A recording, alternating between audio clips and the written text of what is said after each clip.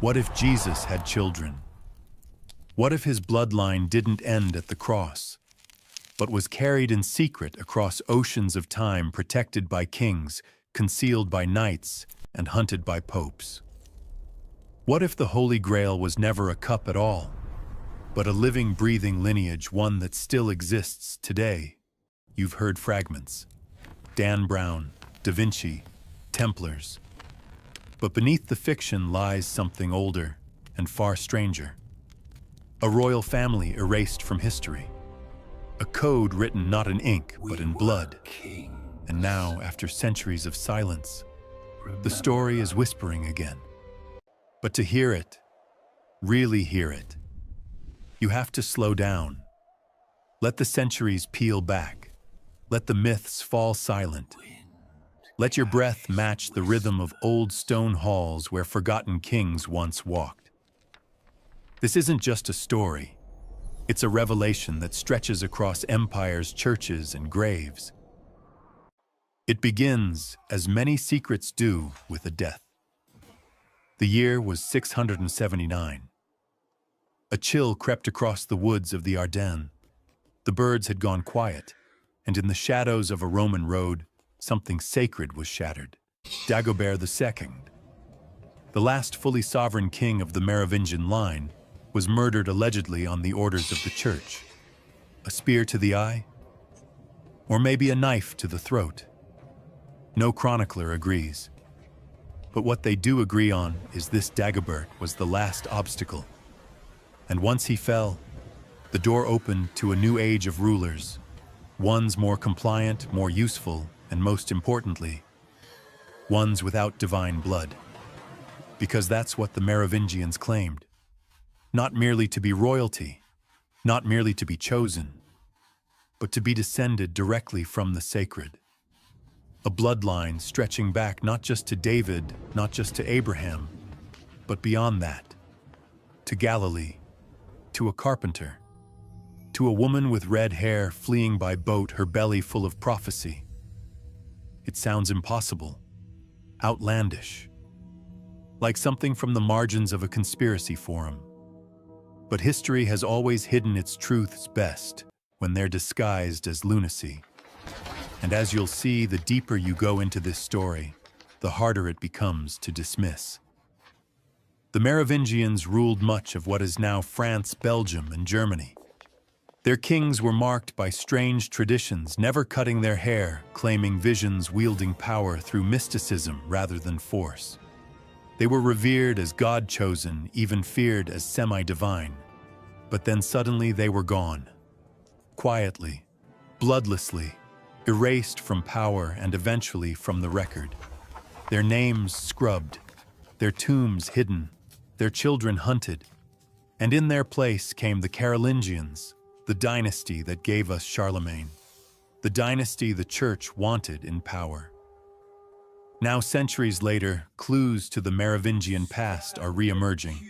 Coded texts, secret societies, lost gospels, whispered names. And always, always, the same lingering question: why did the church try so hard to make us forget them? Some say it's because the Merovingians were heretics. Others say they were too powerful, too independent, too magical. But the most dangerous theory of all, the one we'll explore tonight, is that the Merovingians were removed not because of what they did, but because of who they were. And more frightening still, because of who they still might be. Because blood doesn't vanish, it flows through centuries, through generations, through veins, and perhaps, just perhaps, through someone alive today. So settle in, dim the lights, let your curiosity stretch its legs, and allow your doubts to nap in the corner for a while. You're about to step into a mystery older than kings, deeper than dogma, and sharper than any sword ever raised in its defense.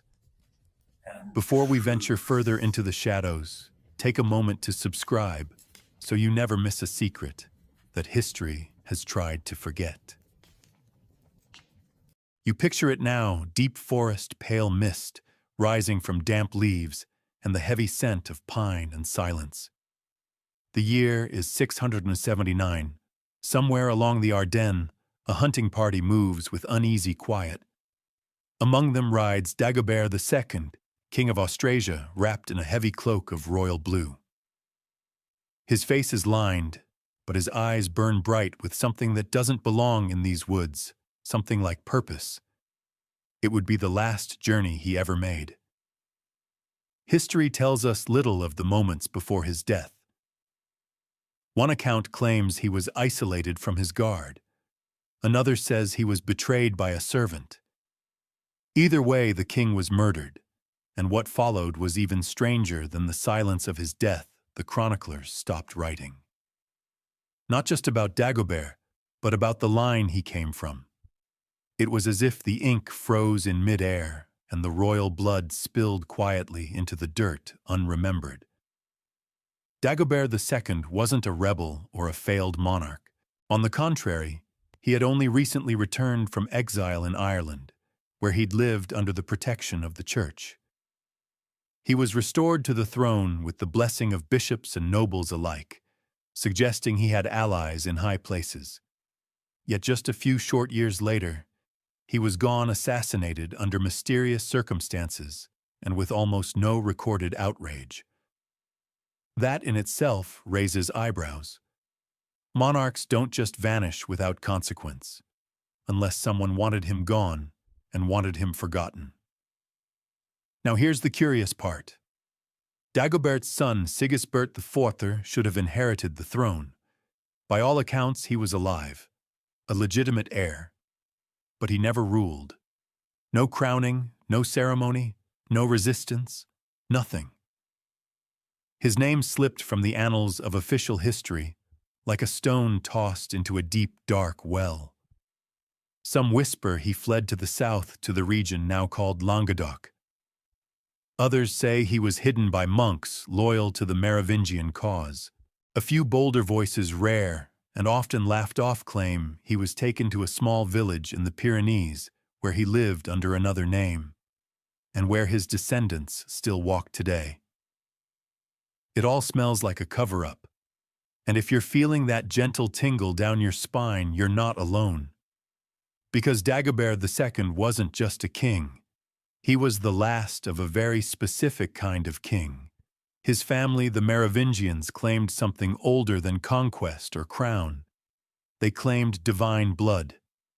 To understand why his death mattered so much, you need to look at what the Merovingians believed about themselves. Unlike most dynasties that leaned on military strength or divine right through papal endorsement, the Merovingians saw themselves as sacred by birth. Long hair was never cut, believed to be a vessel of spiritual power. Their kings were said to be born under celestial signs, capable of healing by touch, and gifted with visions. Their authority didn't just come from Rome, it came from the heavens. This wasn't political posturing. These beliefs were baked into the bones of their rule. And for many early Christians, that blurred the line between king and saint in unsettling ways. A monarch who didn't need the church to legitimize him was dangerous, particularly one who whispered of an ancient bloodline, stretching not just back to David, but further, to Galilee, to that quiet fisherman's son who died on a Roman cross and may have left behind more than teachings. Of course, mainstream history scoffs. There's no academic consensus that Jesus had children. The canonical Gospels are silent on the matter, and any suggestion otherwise is quickly branded speculative, if not outright heretical. But even so, fringe documents, Gnostic Gospels, and oral traditions persist. The Gospel of Philip, for example, speaks curiously of Jesus' relationship with Mary Magdalene, calling her his companion, a term whose Greek roots can imply a spouse. Interpretations vary, scholars argue, and certainty slips like water through fingers. Still, the idea persisted, especially in pockets of Europe, where Roman oversight was weaker and older traditions clung like moss to old stone. The Merovingians ruling Gaul in the post-Roman vacuum had ample room to forge their myths. And if those myths involved sacred ancestry, you can see how the Church, desperate to assert orthodoxy and control, might view them as a threat. And here lies the real tension. If Dagobert II died because of his beliefs, or worse, because of his blood, then his assassination wasn't just political. It was theological. A crime committed not merely to seize a throne, but to suppress a legacy. One of the strangest details supporting this view comes not from an ancient scroll, but from a 20th century document known as the Dossier Secret d'Henri Lobineau, filed quietly in the Bibliothèque Nationale de France. This modern text claims that Dagobert's line continued in secret, protected by a society known as the Prieuré de Sion. According to the dossier, Sigebert IV survived and eventually founded a new dynasty in the south, one that never claimed its rights, but quietly maintained its blood. The document is controversial. Many believe it's a hoax, a mid-century invention. But its inclusion of obscure medieval details like the layout of certain tombs and heraldic lineages has puzzled even its critics. And more curiously, the dossier appeared long before the Da Vinci Code popularized these ideas. In other words, someone was whispering this story long before it became cool to chase grails through cathedrals. It raises a question that still floats unanswered above the forest floor where Dagobert fell. If there was nothing to hide, why was so much effort made to erase him? Not just politically, but spiritually, symbolically, genealogically. The silence around Dagobert II doesn't feel like a historical footnote. It feels like a redacted paragraph, a space where something holy or dangerous once stood. And that silence has echoes.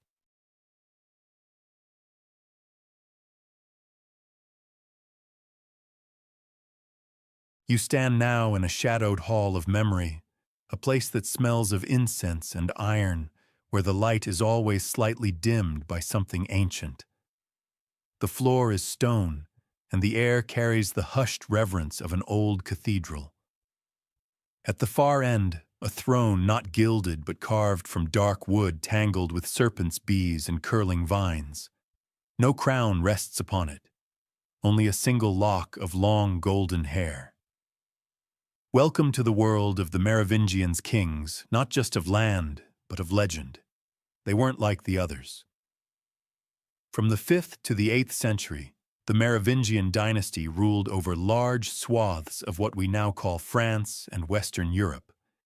They were the Rex Crinitus, the long-haired kings, a title that wasn't fashionably poetic, it was spiritual law. A Merovingian ruler was never to cut his hair. It was said to house their sacred power, their divine sanction. To shear a Merovingian was to strip him of his right to rule. A trimmed head was no longer holy, it was political heresy, like yanking out the very soul of the state with scissors. This wasn't superstition born from vanity. The tradition likely emerged from pre-Christian roots, Druidic and pagan beliefs woven with early Christian mythology. In some ways, the Merovingians were syncretic rulers, fusing the old gods and the new gospel. Their kings were said to possess prophetic dreams, anointed destinies, and healing touch echoes of both Celtic seers and biblical figures. Their people didn't just fear them, they venerated them. One of the earliest kings, Clovis Thwine, provides a pivotal lens. In 496, he converted to Christianity, Roman Christianity, to be precise, and was baptized in Rheims, allegedly, with the descent of a dove and a vial of holy oil from heaven itself. Yes, it's dramatic. But more than miracle, this marked a quiet submission. A shifting of loyalties from the old gods of Gaul to the rising power of the Latin Church. Still, even under this Christian veneer, strange things bubbled beneath the surface. Clovis's lineage, according to later legends, was not entirely of this world. His supposed ancestor, Merovech, The dynasty's namesake was said to be born from a sea creature, perhaps a kinotaur, a bull-headed sea beast, or maybe something closer to Neptune. Again, it sounds absurd, but remember, ancient symbolism often wrapped deeper truths in mythological skins.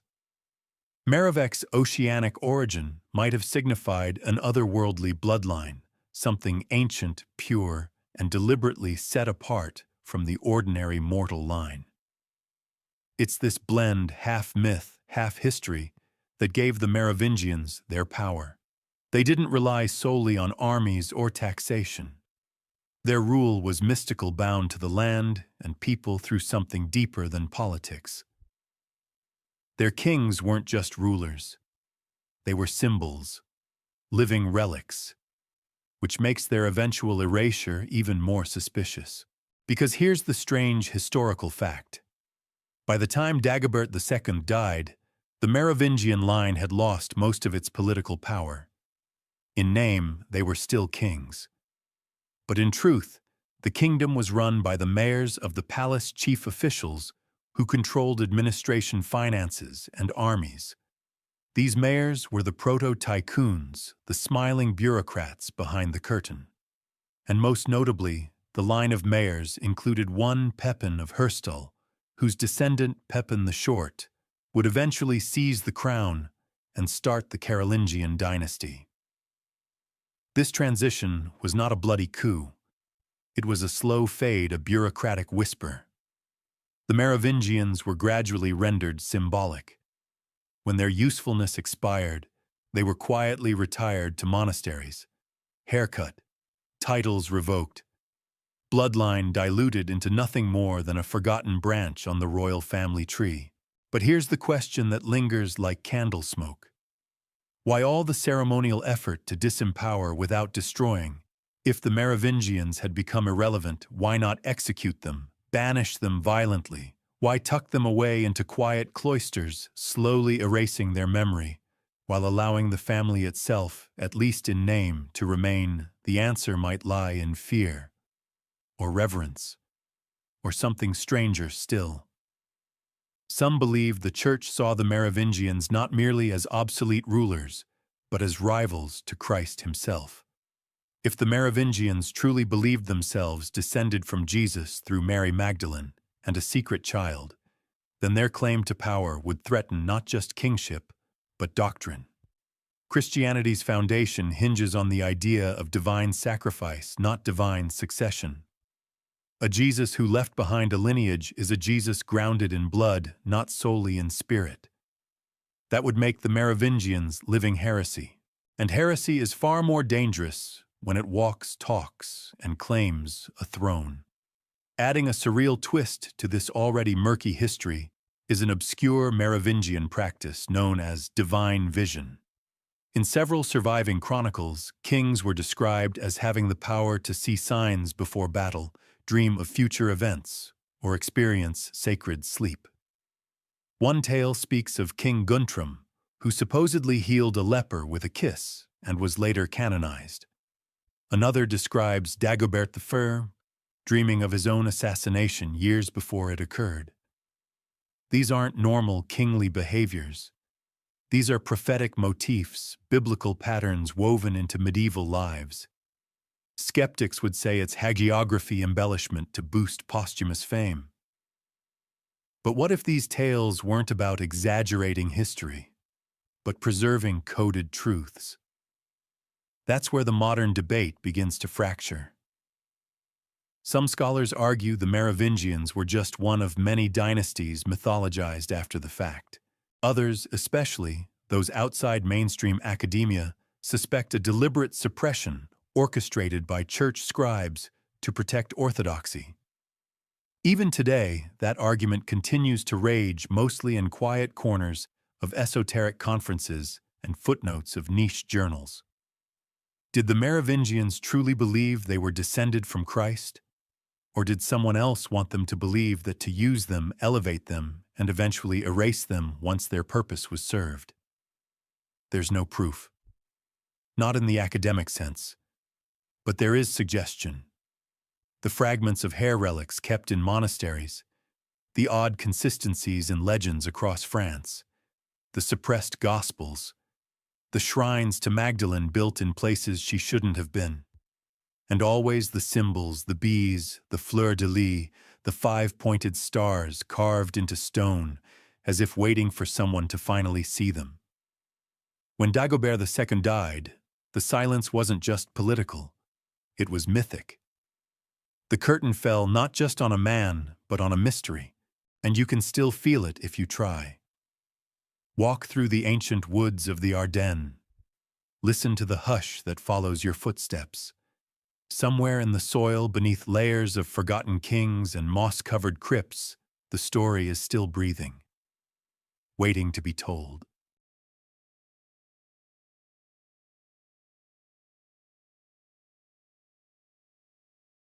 You drift now beneath vaulted stone where silence hums like a hymn too ancient for words.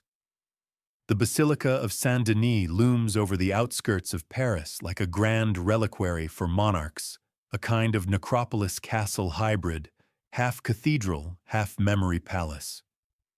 Nearly every king of France lies here, their names etched in marble. Their crowns, long since oxidized, now rest in museum cases. But here, under all that pageantry and ritual, lies a whisper the guides never mention. The tomb of Dagobert II is missing, or more accurately, it's not where it should be, which is odd, isn't it? This is Saint-Denis hallowed ground, a place obsessed with housing the bones of royalty. Clovis is here. So are Charlemagne's heirs, but not Dagobert II. Instead, in a curious twist of legacy, Dagobert I, his grandfather, is interred here with full honors. There's even a carved inscription declaring his eternal rest. But his descendant, the murdered king, is absent from the official registry of saints, sovereigns, and sepulchres. And yet, there are whispers. Subtle, frustrating, persistent. In 872, a monk named Hincmar of Reims wrote of a vision divinely inspired in which he was told Dagobert II was a saint, martyred unjustly and resting beneath the church at Stenay, far to the east. That claim led to the discovery of a tomb there, and for a time Dagobert was even locally venerated as a saint. His feast day was marked. Pilgrims came. A chapel was built in his honor. But then the story takes a familiar turn: silence. Veneration was discouraged. The church grew strangely tight-lipped. By the early 12th century, the cult of Saint Dagobert had quietly vanished. Not condemned, not debunked, just erased. So what lies beneath Stenay? According to some accounts, bones were found. Not just one burial, but several, an entire royal configuration. A king, a woman, and a child. Their identities were never confirmed, and little physical evidence remains today, thanks in part to revolutions, wars, and renovations that treated old tombs like furniture. But rumors persist, not just of remains, but of objects. A sigil carved in stone. A relic box sealed with wax and marked with a now extinct crest. And in one particularly strange account, a small scroll of vellum with Hebrew lettering. None of these findings were ever publicly verified, of course. And those who investigated too far, like a certain Father Saunière, whom we'll meet again soon, often found themselves discouraged, exiled, or mysteriously enriched. This brings us to the obscure detail that nags at historians like a pebble in the boot. In 1653, a document surfaced in the Vatican archives known as the Chronicon Sionis. It described a hidden tomb under Saint-Denis, not the Grand Basilica as we see it today, but an older chamber sealed and forgotten, containing a king of divine root, silenced by Rome, watched by bees. That phrase, watched by bees, has baffled researchers for decades. Bees were a Merovingian symbol, yes, but how would a 17th century document reference a motif that had been culturally dead for nearly a millennium? Some say forgery. Others say coincidence. But a few believe the Chronicon is a breadcrumb one that points to a deliberate burial under the very place where kings were meant to be celebrated, not hidden. And here lies the uncomfortable question. If a secret tomb does exist under Saint-Denis, why hasn't it been unearthed? The French government has funded restorations of the basilica many times. Engineers and archaeologists have mapped much of the substructure, and yet beneath certain sealed sections of the crypt, no excavation is permitted. One official explanation blames structural integrity. Those chambers are simply too unstable, too risky to disturb. But when has risk ever stopped the modern world from drilling for oil rebuilding cathedrals or repaving the past? What if instead something lies beneath that is meant to remain sealed? There are also curious accounts from Napoleonic times. When the emperor visited Saint-Denis in 1806, he reportedly asked to view the royal tombs. After a long private viewing, he remarked almost offhandedly that some kings leave no name, only a legacy of silence. That line, quoted later in his journals, has led to speculation that Napoleon may have seen something the public did not. Some even suggest he borrowed Merovingian imagery for his own imperial regalia, specifically the bee. And here's where things take an even stranger turn. The bee, long forgotten as a royal symbol, suddenly re-emerged in Napoleon's empire, embroidered into robes, sewn into banners, etched into imperial seals. Why he claimed it was a symbol of French industriousness, but others believe he was nodding to a deeper lineage, a way of declaring himself heir, not just to Rome, but to the oldest French bloodline of all. So we return to Dagobert II, a king erased, a saint desanctified, a tomb misplaced, and yet his name lingers on local chapels' half-erased documents and a few too many conspiracy-laced footnotes. His presence is felt not in the grand narratives of French history, but in the gaps, the omissions, the silences. Modern scholars remain divided. Some say the missing tomb is a historical oddity, nothing more. Others suspect political sabotage. But the most intriguing theory of all is the one you're beginning to sense like a pressure beneath the cathedral stones, that Dagobert II was buried with something that couldn't be exposed. A scroll, a gospel, a genealogy, something that would unravel the delicate weave of Christian legitimacy, if ever brought to light. And so rather than destroy him, they hid him.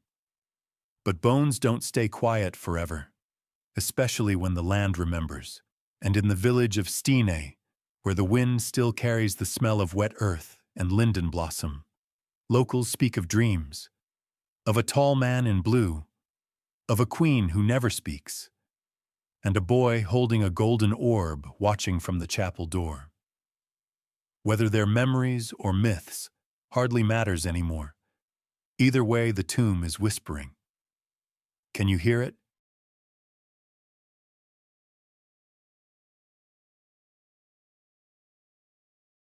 Imagine a dim reading room in the Bibliothèque Nationale de France, mahogany-paneled, quiet enough to hear the scratch of a fountain pen. In 1975, a researcher named Pierre Plantard walks into this room and files a strange set of documents under an even stranger name, Les Dossiers Secrets d'Henri Lobineau. On their own, these papers seem eccentric genealogical charts, obscure correspondences, lists of grand masters of a supposed secret society called the Prieuré de Sion. But within their tangled calligraphy lies the spark that would ignite the modern Grail mythos and change how we view European history forever. These dossiers, archival ghosts planted without context, claimed something extraordinary, that the Merovingian bloodline had not died, but had simply gone underground. According to these pages, Dagobert II's son, Sigisbert IV, had escaped assassination and taken refuge in the Languedoc region of southern France. From there, his descendants continued in secrecy, protected by an ancient brotherhood sworn to preserve the sacred bloodline of Christ. A bold claim. And yet buried within the flamboyant storytelling was something quietly unsettling, details too precise, too obscure to dismiss outright. Ancient family trees listed obscure nobles, their titles meticulously cross-referenced. There were seals resembling early Merovingian symbology, even references to real historical figures like Bertrand de Blanchefort, a Grand Master of the Knights Templar, whose lives suddenly appeared reinterpreted through the lens of guardianship, not warfare. The Prieuré de Sion, the documents claimed, had existed since at least the 11th century, possibly earlier. Not merely as a religious society or monastic order, but as the shadow hand behind major European events. Protectors of a bloodline so powerful it threatened the very structure of church and empire. And their mission: to preserve the Grail, not the chalice, but the line. The sang real, royal blood. You might feel the tug of skepticism tighten just behind your eyes. Fair enough. After all, the Prieuré de Sion has long been a historical curiosity with very little hard proof. Plantard himself was later exposed for embellishment, even invention. But here's the twist: although parts of the dossier were fabricated, not all of it was false. Some genealogies have been verified. Some tombs referenced only in the documents were found right where they were described. Even the list of supposed Grand Masters includes names like Leonardo da Vinci, Isaac Newton, and Victor Hugo, so absurdly high-profile that it either screams hoax or deliberate distraction. There's also the problem of timing. The dossiers appeared before the Grail craze exploded into popular culture. Long before the Holy Blood and the Holy Grail, before Dan Brown, before whispered tours of Rosslyn Chapel. So if this was merely a hoax, it was astonishingly prescient. And then there's the Lobino map, an innocuous addition to the dossier containing subtle symbols laid over the region of Rennes-le-Château. Those symbols later aligned, albeit loosely, with topographical anomalies that had been the subject of local legends for centuries. In one case, a ridgeline marked with an 8-pointed star matched almost perfectly the foundation of a ruined Templar outpost. Coincidence, possibly. But the pattern is there whether you believe it or not. Historians continue to wrestle with this. Some dismiss the dossier as elaborate fantasy. Others acknowledge that while Plantard may have embellished, he likely believed the core of what he published. He even claimed under oath in a French court to be a direct descendant of the Merovingians. That part didn't hold under legal scrutiny. But curiously, the court didn't prosecute him for fraud. The matter was dropped quietly, without further public inquiry. So the question isn't just whether the Prieuré de Sion exists, it's whether it ever needed to. Throughout history, noble families have preserved their lineages with obsessive care. Cloistered daughters, strategic marriages, hidden heirs, none of this is new. What is unusual is the religious weight attached to the Merovingian bloodline. If the Church believed these claims even slightly, the political risk would have been staggering. A bloodline claiming descent from Jesus would undermine centuries of papal authority. The Church's hierarchy would no longer be the mediator between God and man, because the mediator would be walking, breathing, ruling. Which may be why in certain Vatican records there are notations about potential heretical lines. Most are vague, dismissive, but some curiously redacted reference unnamed French families and unusual patterns of inheritance. The dossiers also mention something chilling: a vault somewhere beneath the Pyrenees, allegedly holding the Merovingian genealogy, along with sacred artifacts, perhaps even the bones of Magdalene herself. Again, no proof. Just an idea. But this idea has been enough to spur generations of treasure hunters, scholars, and secret societies into quiet obsession. And this brings us to an uncomfortable observation. Whether or not the Prieuré de Sion exists as an organized body, the effect of the idea has been enormous. Since the release of the dossiers, there's been a measurable uptick in encrypted texts, fringe archaeological digs, and accidental discoveries that link back somehow to this story. A mosaic found in a ruined church depicting a red-haired woman holding a chalice. A forgotten painting of a king in blue robes watched over by bees. A gravestone unearthed in silence that bore no name, only a Latin phrase, sanguis non moritur. Blood does not die. Is all of this a coincidence? A pattern born from the mind's need to connect dots where none exist? Or is it something more deliberate, like echoes of a truth that refuse to stay buried? Even among skeptics, there is reluctant agreement the idea of the Prieuré de Sion has teeth. It has structure, language, and just enough grounding in actual history to make it dangerous. Which is precisely what makes it so effective. So perhaps the dossiers were never meant to prove the existence of a secret society. Perhaps they were a smoke signal, an invitation to look again at the cracks in the cathedral walls, the absences in royal registers, the names spoken in dreams, but not in records. After all, secrets rarely shout. They whisper, sometimes in ancient parchment, sometimes through missing tombs, and sometimes more unsettlingly in plain sight.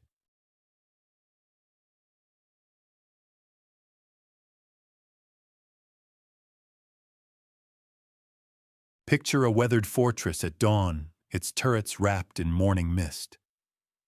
Beneath its stone vaults, a group of knights kneels in silence, their white mantles marked by a red cross swords laid upon the altar like sacred relics. This is not merely a military order. It is a ritual in motion, a mystery encoded in obedience. And at the heart of it, if the stories are to be believed, is a secret older than any sword, more potent than any oath the bloodline they may have sworn to protect. The Knights Templar warrior monks of the Holy Land, defenders of pilgrims, founders of Europe's first international banking network, have long been at the center of religious fascination. Their rise was meteoric. From humble beginnings in 1119 as protectors of a single road in Jerusalem, they grew into one of the most powerful forces in Christendom. Popes blessed them, kings feared them, and within a century, their order stretched from Portugal to Palestine, with castles, farms, fleets, and vaults stuffed with gold and secrets. But what exactly were they guarding? The official version tells us they protected pilgrims, fought in crusades, and served as shock troops of Christian orthodoxy. But alternative accounts, often dismissed as fringe, tell a deeper tale. A story that connects the Templars not just to Jerusalem, but to something beneath it. Shortly after their formation, the Templars set up headquarters on the Temple Mount, in what had once been the Al-Aqsa Mosque. This spot, tradition holds, was built atop the ruins of Solomon's Temple, and while officially there to protect the site, the Templars soon began digging. Quietly. For years. No construction projects. No recorded purpose. Just digging. And then just as quietly, they stopped. What were they searching for? Some believe it was the Ark of the Covenant. Others suggest scrolls, early Gospels, lost rituals, sacred relics. But among the more persistent theories is this, that they found proof of the sacred bloodline. Not metaphor. Not metaphor. But names, dates, genealogies, a buried truth linking Christ to descendants. A truth that would place the Merovingians at the center of a spiritual revolution and the Church in a very uncomfortable position. Of course, there's no hard evidence of what they found. But there is a shift. After their return to Europe, the Templars became different. They grew in wealth and political influence. They began erecting cathedrals and chapels using architectural forms, never-before-seen geometry steeped in sacred symbolism. Circles, pentagrams, black Madonnas. Some even claim the layout of certain Templar sites mirrors star constellations or Kabbalistic patterns. Their rituals became more opaque, their hierarchy more secretive. And then there's the curious case of their downfall. By the early 1300s, the Templars had grown too powerful. King Philip IV of France, heavily indebted to them, turned on the order. In 1307, on Friday the 13th, a date that would become ominous, they were arrested en masse, tortured, forced to confess to heresy, worship of strange idols, blasphemous rites, homosexuality, rituals involving a disembodied head. It all sounds too wild, too convenient. And yet under torture, many confessed to something. They spoke of knowledge too great for men of a truth the Church feared. One even hinted at a bloodline, a line that stretches to the east, and yet remains here with us. Were these just the ravings of broken men or fragments of a secret, too old to name an obscure but well-documented fragment? Surfaces here the Chinon parchment. Discovered in the Vatican secret archives in 2001, it reveals that Pope Clement V had secretly absolved the Templars of heresy before their executions. Why absolve them and then allow their destruction? Was it guilt or fear? Another strange detail appears in the trial records, the repeated reference to a head sometimes called Baphomet, sometimes the head of wisdom. Scholars argue endlessly about what this meant. An idol, a preserved relic, a symbol, but the most chilling theory is this: that it was not a mere object, but a relic of the bloodline. A literal head. Maybe even the mummified remains of someone important. Someone with a bloodline too sacred to destroy, and too dangerous to reveal. It's here we circle back to the Merovingians. Some versions of the legend claim that the Templars weren't just defenders of pilgrims, but of a lineage. That their true mission, the reason for their secrecy and power, was the protection of descendants, those born of that ancient union between Jesus and Mary Magdalene. The sang real, the royal blood. And the name that appears most often in these whispers, Dagobert II. A few even believed that the Templars didn't lose their power. They simply transferred it into other groups. The Freemasons, the Rosicrucians, secret societies that inherited not just symbols, but the mission to guard the bloodline until the world was ready. Modern historians push back, of course. The evidence is scattered, circumstantial, and yet the pieces fit too snugly to dismiss out of hand. Why did the Templars guard the Temple Mount? Why did they dig in secret? Why were their rituals cloaked in silence? Why did so many of them go willingly to death, never revealing what they truly served? It might be that the Templars were more than protectors. They may have been archivists, midwives of history, or perhaps usurpers. Because here's the darker twist: some believe the Templars didn't merely guard the bloodline, they used it. That they may have appropriated its power, its legitimacy, its symbolism, for themselves. That the true descendants were pushed aside, hidden, forgotten, while others cloaked themselves in borrowed divinity. After all, secrecy is a double-edged sword. What's hidden can be protected, but it can also be stolen. And so the question stands sharp as a blade in the dark. Were the Knights Templar the loyal defenders of a sacred truth, or cunning stewards of a legacy they claimed, but never truly owned? You can almost hear the stone doors closing behind you, the echoes of steel boots, the rustle of a banner, and somewhere just beneath the silence, the heartbeat of a secret still guarded by men who never speak.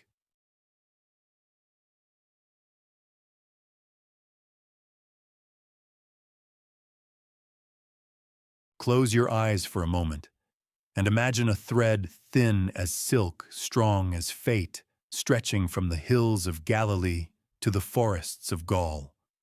It winds through deserts, catacombs, cloisters, and coronations, It passes through wombs, through whispers, through wars.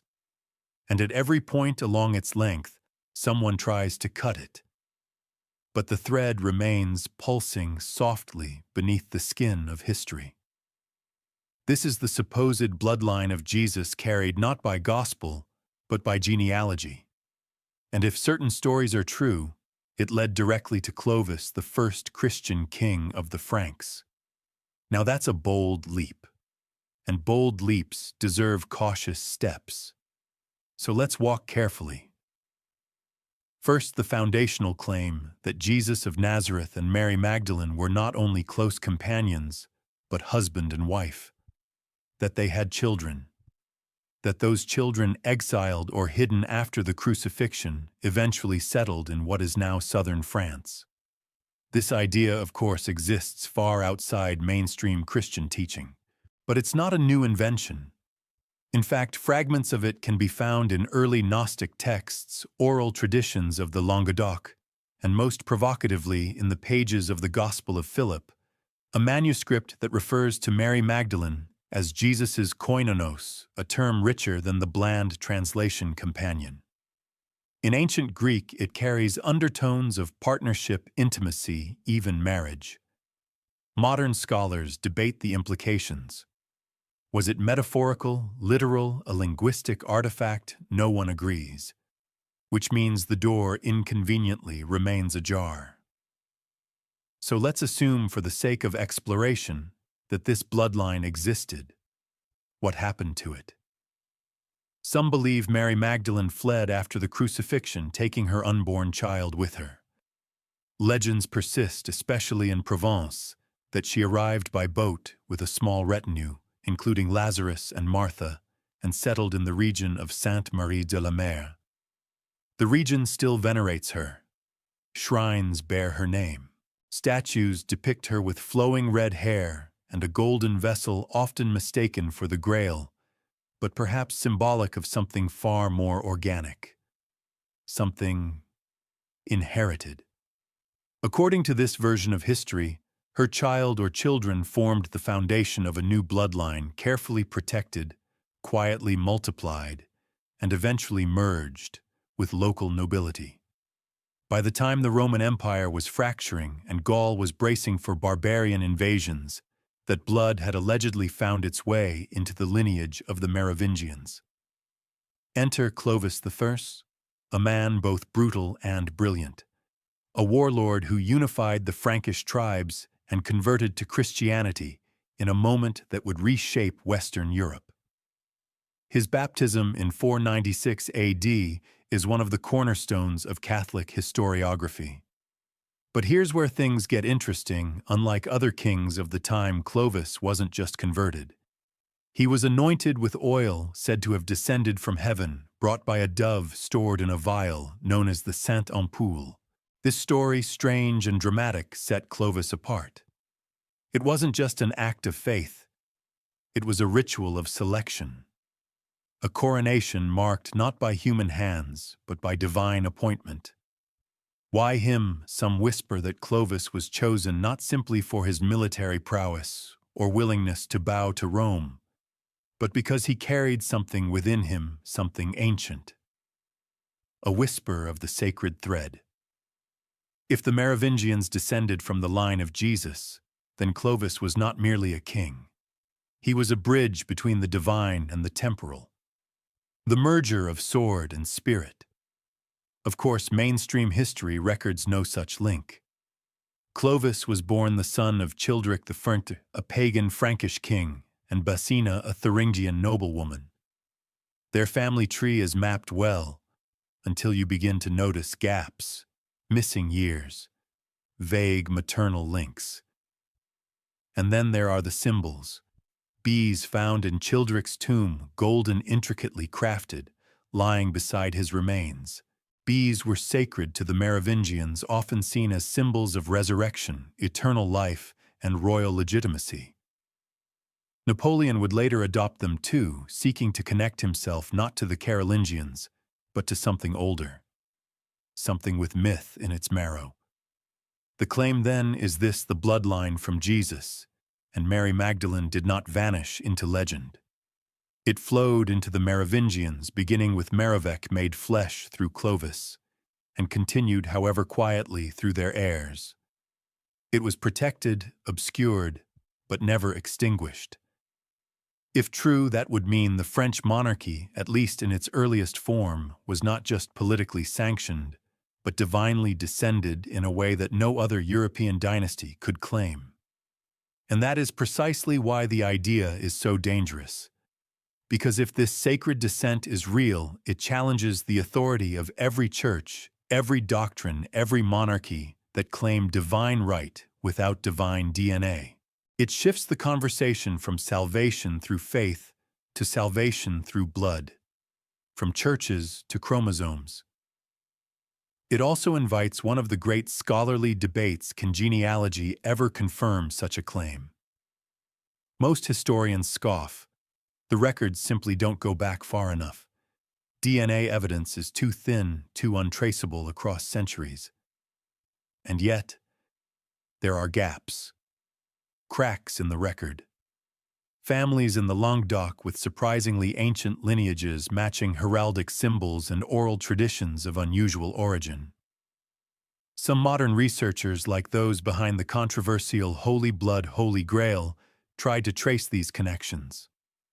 They found names, places, patterns, many of which wove through Dagobert II, Sigisbert IV, the Plantard family, Blanchefort, Gisors, Rennes-le-Château. Names that keep reappearing like musical notes in a fugue that's playing beneath the melody of history. Skeptics say it's wishful thinking, pattern recognition gone rogue. But maybe, just maybe, it's not about proof. Maybe it's about continuity. About the way a story once whispered finds its way into bone and blood, surviving long after the empire's fall and the saints are forgotten.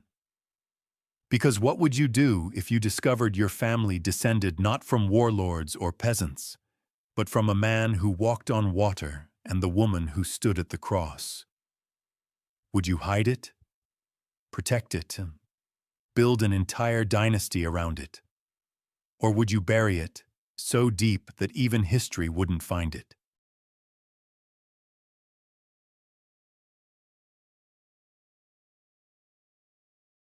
The word alone, Grail, summons images.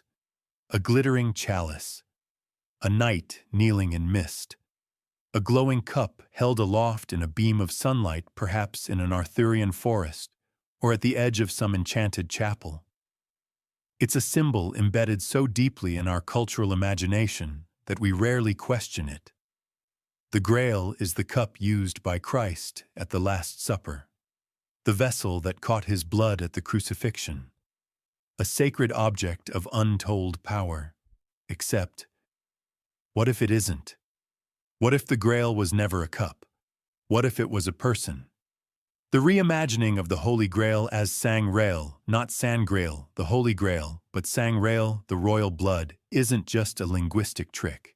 It's a conceptual rupture, a redirection of centuries of myth, shifting focus from relic to inheritance, from vessel to lineage. And at the core of this theory is a breathtaking claim that the Grail represents not the cup that held Christ's blood, but the bloodline itself, alive, hidden, and passed down through generations. Let's trace the origin of the idea. The earliest Grail stories don't mention Christ's cup. The 12th century writings of Chrétien de Troyes, generally considered the beginning of the Grail legend, describe a mysterious procession involving a golden Grail, but offer no explanation of what it is. Only later, through authors like Robert de Boron and Wolfram von Eschenbach, did the cup become explicitly linked to Christian relics. Even then, the details shift. Sometimes it's the cup of the Last Supper. Sometimes it catches Christ's blood at the cross.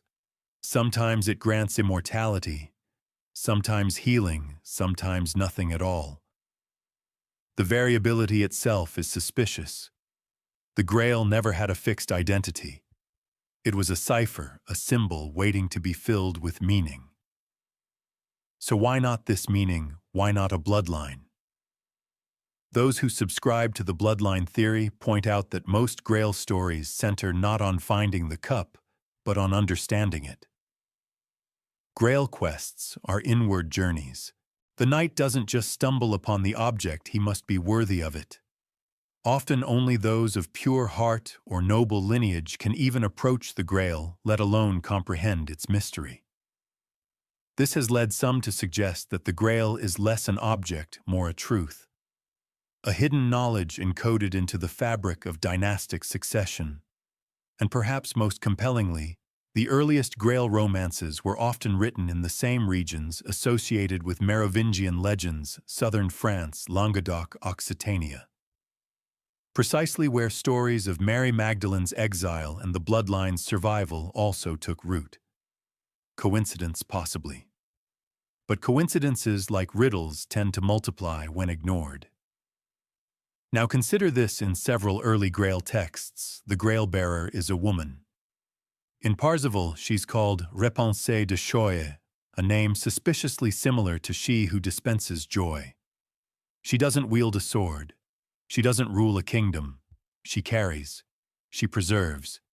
In a few versions, she's even pregnant. A symbolic mother. Could the Grail in these stories be a code? Could the bearer of the Grail be the protector of the bloodline? A Magdalene figure in literary disguise. The idea gathered momentum in modern times, thanks in part to the book Holy Blood, Holy Grail, which proposed that the Grail tradition was a cover story, a poetic myth built to preserve dangerous truths. That the stories of Percival, Lancelot, and Galahad were symbolic echoes of an underground tradition designed to protect the line of descent from Christ. Again, traditional scholars reject this notion as speculative, but their arguments often hinge on the absence of direct proof, not the implausibility of the claim. And as we've seen, absence is not evidence of nothing. Sometimes it's the most curious evidence of all. If you dig deeper into symbolism, the shift becomes even more compelling. The cup in alchemical and mystical traditions is the feminine principle, the vessel, the womb. To reinterpret the Grail as Mary Magdalene, or more precisely as the sacred womb that bore Christ's child, is not only consistent with ancient symbology, it unlocks layers of coherence in the myth. In this light, the quest for the Grail becomes something much more intimate, more heretical. It's not a hunt for a relic. It's a search for origin, for continuity, for the truth of inheritance. And suddenly, the Church's uneasy relationship with the Magdalene makes far more sense. For centuries, Mary Magdalene was slandered, rebranded as a prostitute despite no biblical basis.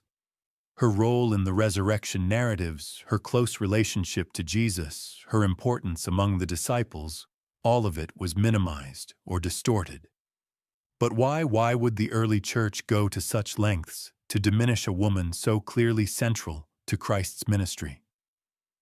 Unless, of course, she represented something dangerous. Not just spiritual insight, but blood. Not just love, but lineage. The shift from chalice to child also reframes the myth of the lost Grail.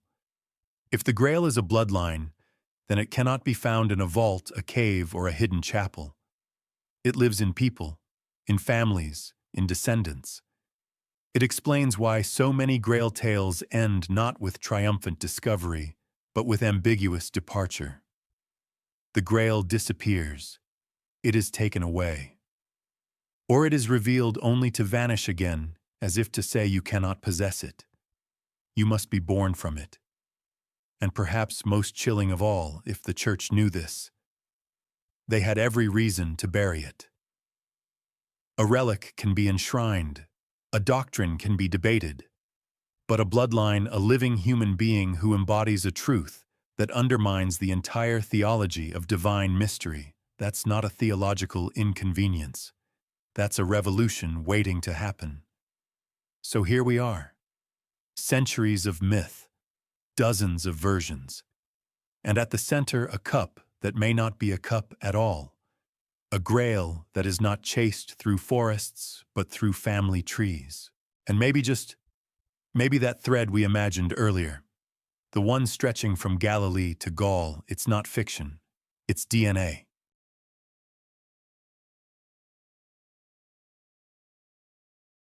You find yourself high in the foothills of the Pyrenees, where the wind moves like a whisper between olive trees and crumbling stone. The air smells of sun-warmed soil and forgotten secrets.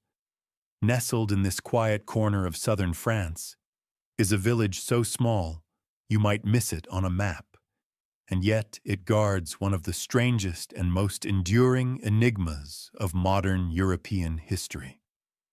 Rennes-le-Château, a place where fact and fiction refuse to be separated. And at the heart of it all stands a single man, Béranger Saunière, the 19th century priest, who, if the stories are to be believed, discovered something so explosive it threatened the foundation of the church itself. He was assigned to the village in 1885. The chapel was dilapidated, the congregation poor, the presbytery barely habitable. By all logic, Saunière should have lived out his years in obscurity, scraping together sermons and tending to a handful of peasants. But then, something changed. It began with a renovation. Saunière started repairing the church of St. Mary Magdalene.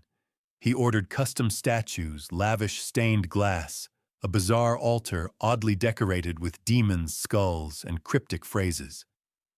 Latin inscriptions that read, "By this sign you will conquer, and terrible is this place." Curious language for a village chapel, wouldn't you say? And then came the spending.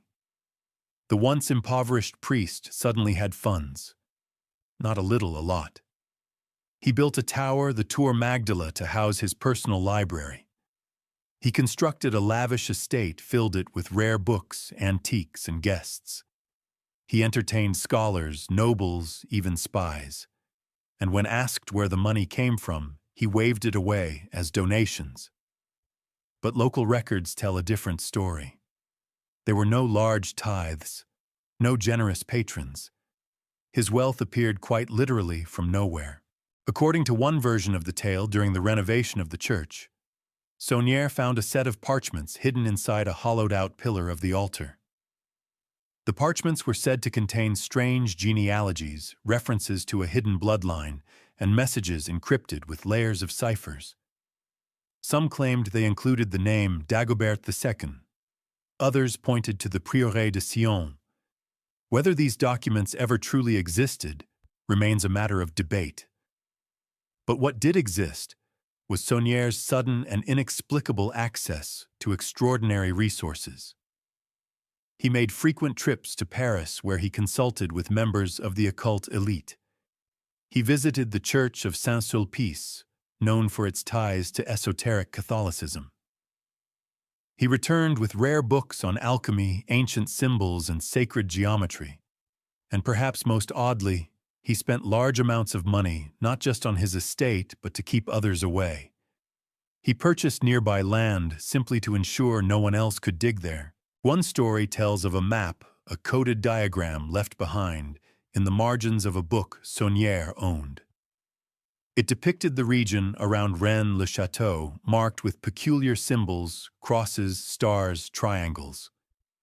When laid over the local geography, these marks aligned with old Templar sites and megalithic structures. The suggestion, a hidden chamber, a tomb. Perhaps even the final resting place of Mary Magdalene herself, or the records proving her descendants survived. It sounds fantastical. But then again, so does a poor priest who becomes a secret millionaire without explanation. And Saunière wasn't subtle. His chapel became a surreal fusion of piety and paranoia. The Stations of the Cross he commissioned include visual anomalies, figures staring directly at the viewer, inverted symbology, secret hand signs. Some believe the layout of the church itself encodes a message, a map, or a warning. A riddle in marble and wood meant for eyes trained to read between the lines. And then, just as suddenly as it began, his fortune ended.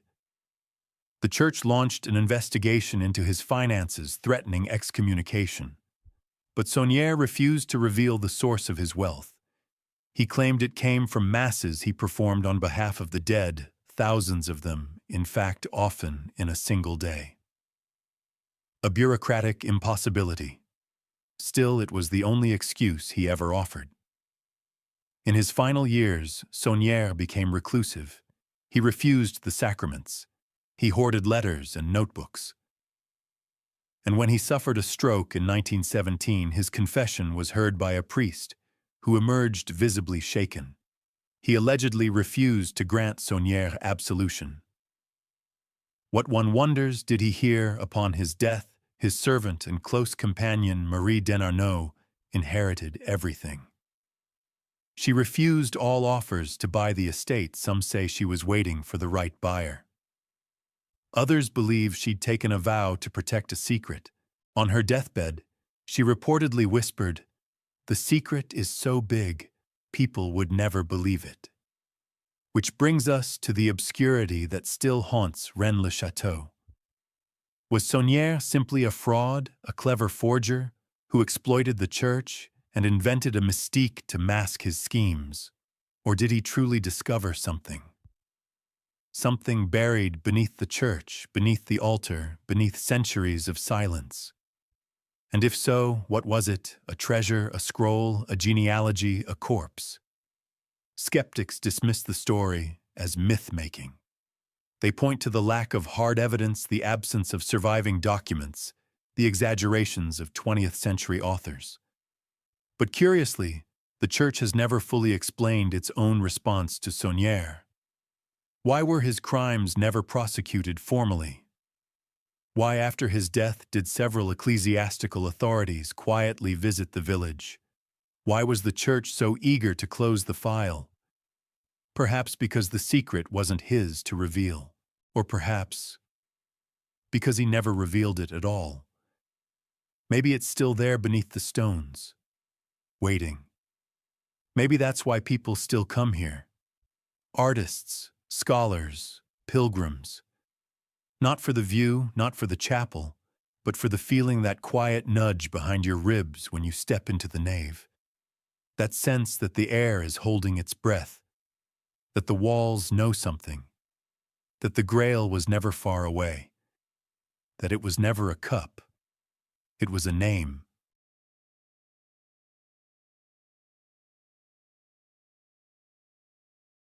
Now we step into quieter corridors, places where words vanish and silence is scripted. Imagine the Vatican not as a grand cathedral, but as a labyrinth of filing rooms, sealed drawers, and keys known only to a few. Beneath its polished floors and sanctified halls lies one of the most secure archives in the world. Millions of documents dating back over 1,000 years. Most are mundane, some are heretical, and just a few, are not even catalogued. This is where the bloodline story begins to fade from public record. Not with fire, but with forgetfulness. Not with scandal, but with erasure. You see, the church is expert in managing memory. It doesn't always destroy ideas, it buries them, redirects attention, reframes narratives. And the Merovingians, with their inconvenient divine claims and their dangerous proximity to Gnostic theology, posed a perfect target. Let's go back for a moment. The Merovingians were once considered divinely chosen, not just by their people, but by elements within the church itself. Bishops anointed them. Saints praised them. Yet by the time of Pepin, the Short's rise in 751, that relationship had soured. The Pope granted Pepin the crown of the Franks, officially ending Merovingian rule and beginning the Carolingian dynasty. But curiously, this transition happened without war, without rebellion. The Merovingians were quietly brushed aside, as if their entire lineage had served its purpose and was no longer needed. That should raise eyebrows. A ruling dynasty doesn't simply vanish from history without resistance unless the erasure is mutually beneficial. Some suggest the Church struck a bargain, removed the bloodline in exchange for Carolingian compliance. And the first act of compliance erase all reference to the Merovingians' divine lineage, redefine their mysticism as paganism, rebrand their sacred rituals as superstitions, dismiss their symbols as meaningless ornaments, and most effectively stop talking about them entirely. This brings us to one very well-established fact. After the Carolingian rise, church-approved chronicles largely ceased mentioning the Merovingians at all. No formal condemnation, no debate, just absence, as though history had quietly inhaled and chosen never to exhale. Then comes the obscure detail rarely discussed, barely acknowledged. In 1244, during the Albigensian Crusade, a set of heretical documents was allegedly seized from the Cathars at Montségur. These texts, believed to have been hidden in the Pyrenees for centuries, reportedly included genealogical charts, apocryphal gospels, and something referred to cryptically as Linea Sacra Regalis, the sacred royal line. The documents were taken to the Vatican, where they vanished. No inventory, no published reference, nothing. But here's where it gets stranger. In the 17th century, the Jesuit scholar Athanasius Kircher, known for his work on ancient texts and secret alphabets, made a brief, puzzling note in one of his letters. He described a forbidden manuscript in the Vatican's possession, sealed in a copper box, written in a mix of Latin, Greek, and Hebrew. He referred to it not by title, but as sanguinem veritatis, the blood of truth. He said it undermines the foundations of dogma with lineage and names too ancient to refute. He never mentioned it again. Most believe this was metaphor. Kircher was known for his poetic exaggerations. But if it was real, if such a document did exist, it could explain the Vatican's obsessive control over access to certain archives. Only a handful of people are allowed into the Vatican's secret archives each year.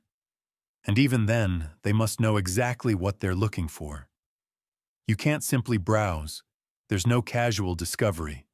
No shelf-labeled secret bloodlines aisle 12.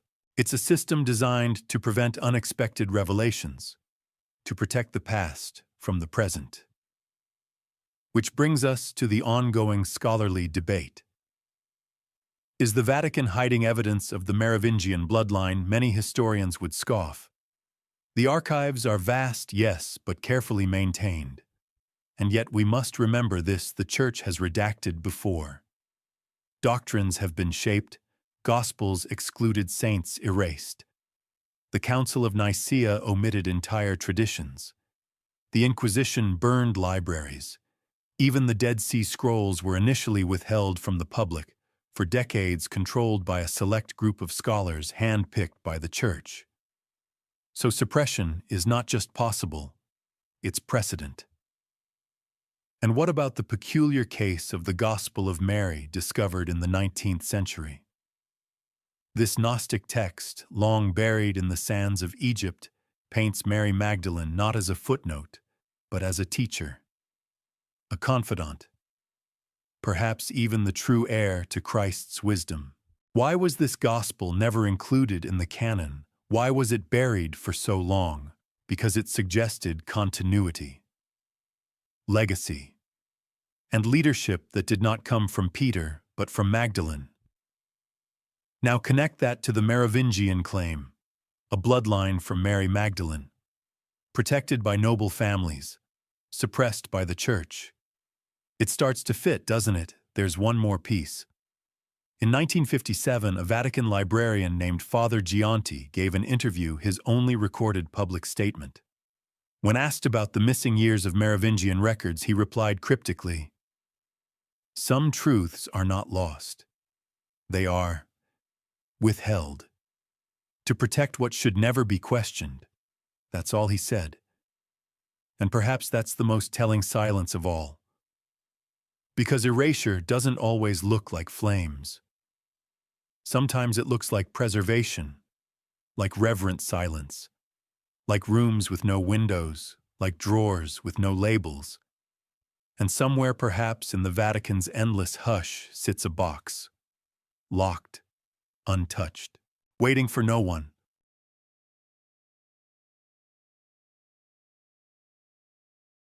Let your eyes adjust to the warm candlelight of an old studio dust, glinting in sunbeams, the scent of linseed oil thick in the air. Canvases lean against every surface, half-finished masterpieces scattered like silent conspirators. And there, hunched over a slab of wood, his gaze a mixture of divine mischief and mathematical focus, sits Leonardo da Vinci, polymath, inventor, anatomist, and if some theories are to be believed, secret keeper of the bloodline. We've reached one of the most controversial links in this tangled web, the idea that Leonardo embedded secrets about the Merovingian lineage and the Holy Bloodline into his paintings, most famously in The Last Supper. Let's start with what everyone knows. The Last Supper, painted between 1495 and 1498 in the refectory of the convent of Santa Maria delle Grazie in Milan, depicts Jesus and the 12 apostles at the moment he announces that one of them will betray him. The composition is perfect, balanced, emotional, yet oddly still. But it's not what's there that triggers suspicion. It's who. To the right of Jesus, our left, sits a youthful, delicate figure with flowing auburn hair and soft features. Traditionally, this is labeled John the Apostle. But for centuries, artists and scholars alike have noted the unmistakably feminine appearance. High cheekbones, tilted head, no beard, a coy angle of the wrist and hands clasped not in fear, but serenity. Could this be Mary Magdalene? It's a question that erupted into mainstream conversation thanks to the Da Vinci Code. But the speculation didn't begin with Dan Brown. Earlier theorists had already noted the feminine form, the V-shaped space between Jesus and this figure forming a distinct chalice-like shape. A grail, if you will. The suggestion being Mary Magdalene is not just present, she is central. Not only beside Jesus, but part of a symbolic union, equal, intimate, essential. Leonardo never labeled his figures, but he also didn't do anything without intent. Consider his obsession with symmetry, with proportion, with sacred geometry. The entire painting pulses with hidden structure. Lines converge, angles create triangles. Negative space carries as much weight as form. It is by all accounts a visual code. And here's where it gets stranger. In 2003, computer analysis of The Last Supper revealed that if you mirror the painting, placing a reversed copy beside the original, a peculiar pattern emerges. Certain gestures align, gazes match, a subtle star shape appears at the center. It may be coincidence, or it may be a carefully embedded duality, male and female reflection, and origin Christ and Magdalene. Leonardo was known to embed musical scales into paintings. He wrote in mirrored script. He used anatomical dissections as metaphors for spiritual questions. He was not just painting theology, he was encrypting it. And then there's The Virgin of the Rocks, another of his masterpieces. There are two versions of this painting, one housed in the Louvre, the other in the National Gallery in London.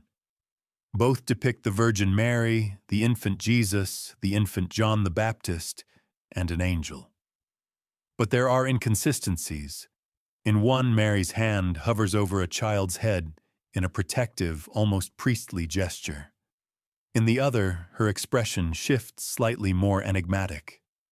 In both, the rocky cave setting feels symbolic, almost womb-like, the light filtering in like divine awareness. Some see in these two paintings the echo of duality, again, two versions of the same truth, one overt, one obscured.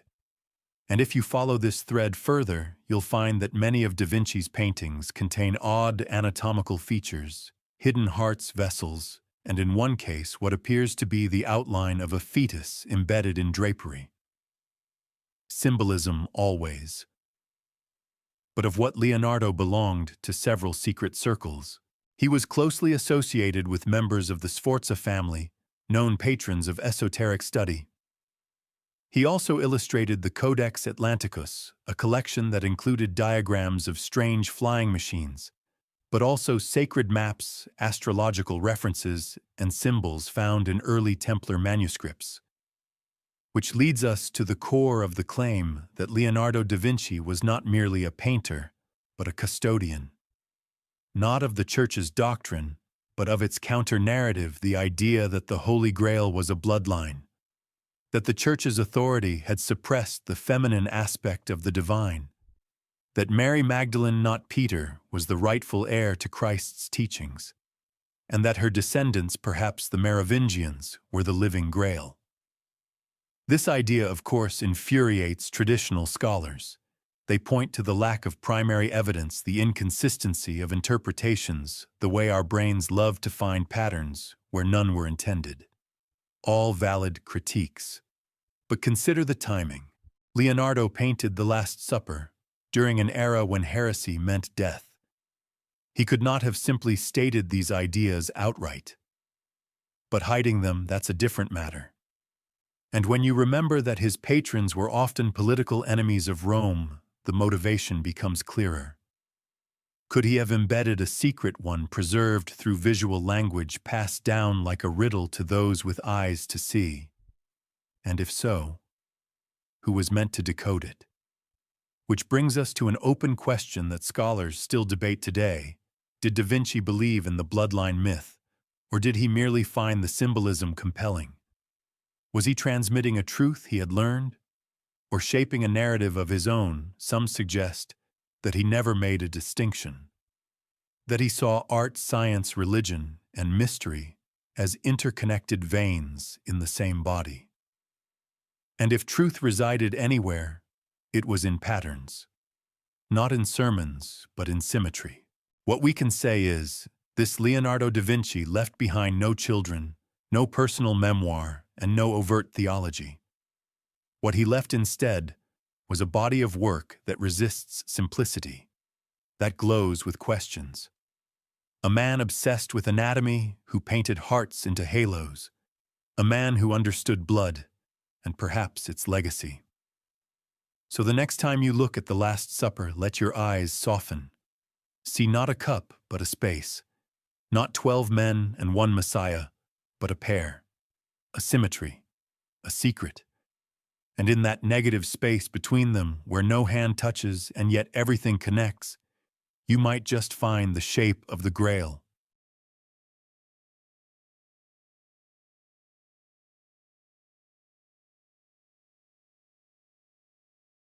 Now imagine history not as a sequence of events, but as a stage.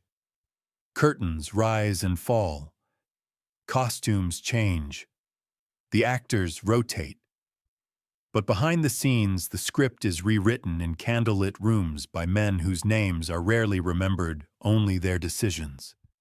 And one of the boldest rewrites in European history was the quiet replacement of a mystical dynasty with a manufactured one. The Merovingians erased the Carolingians installed, and a sacred bloodline forcibly traded for a more obedient brand of king.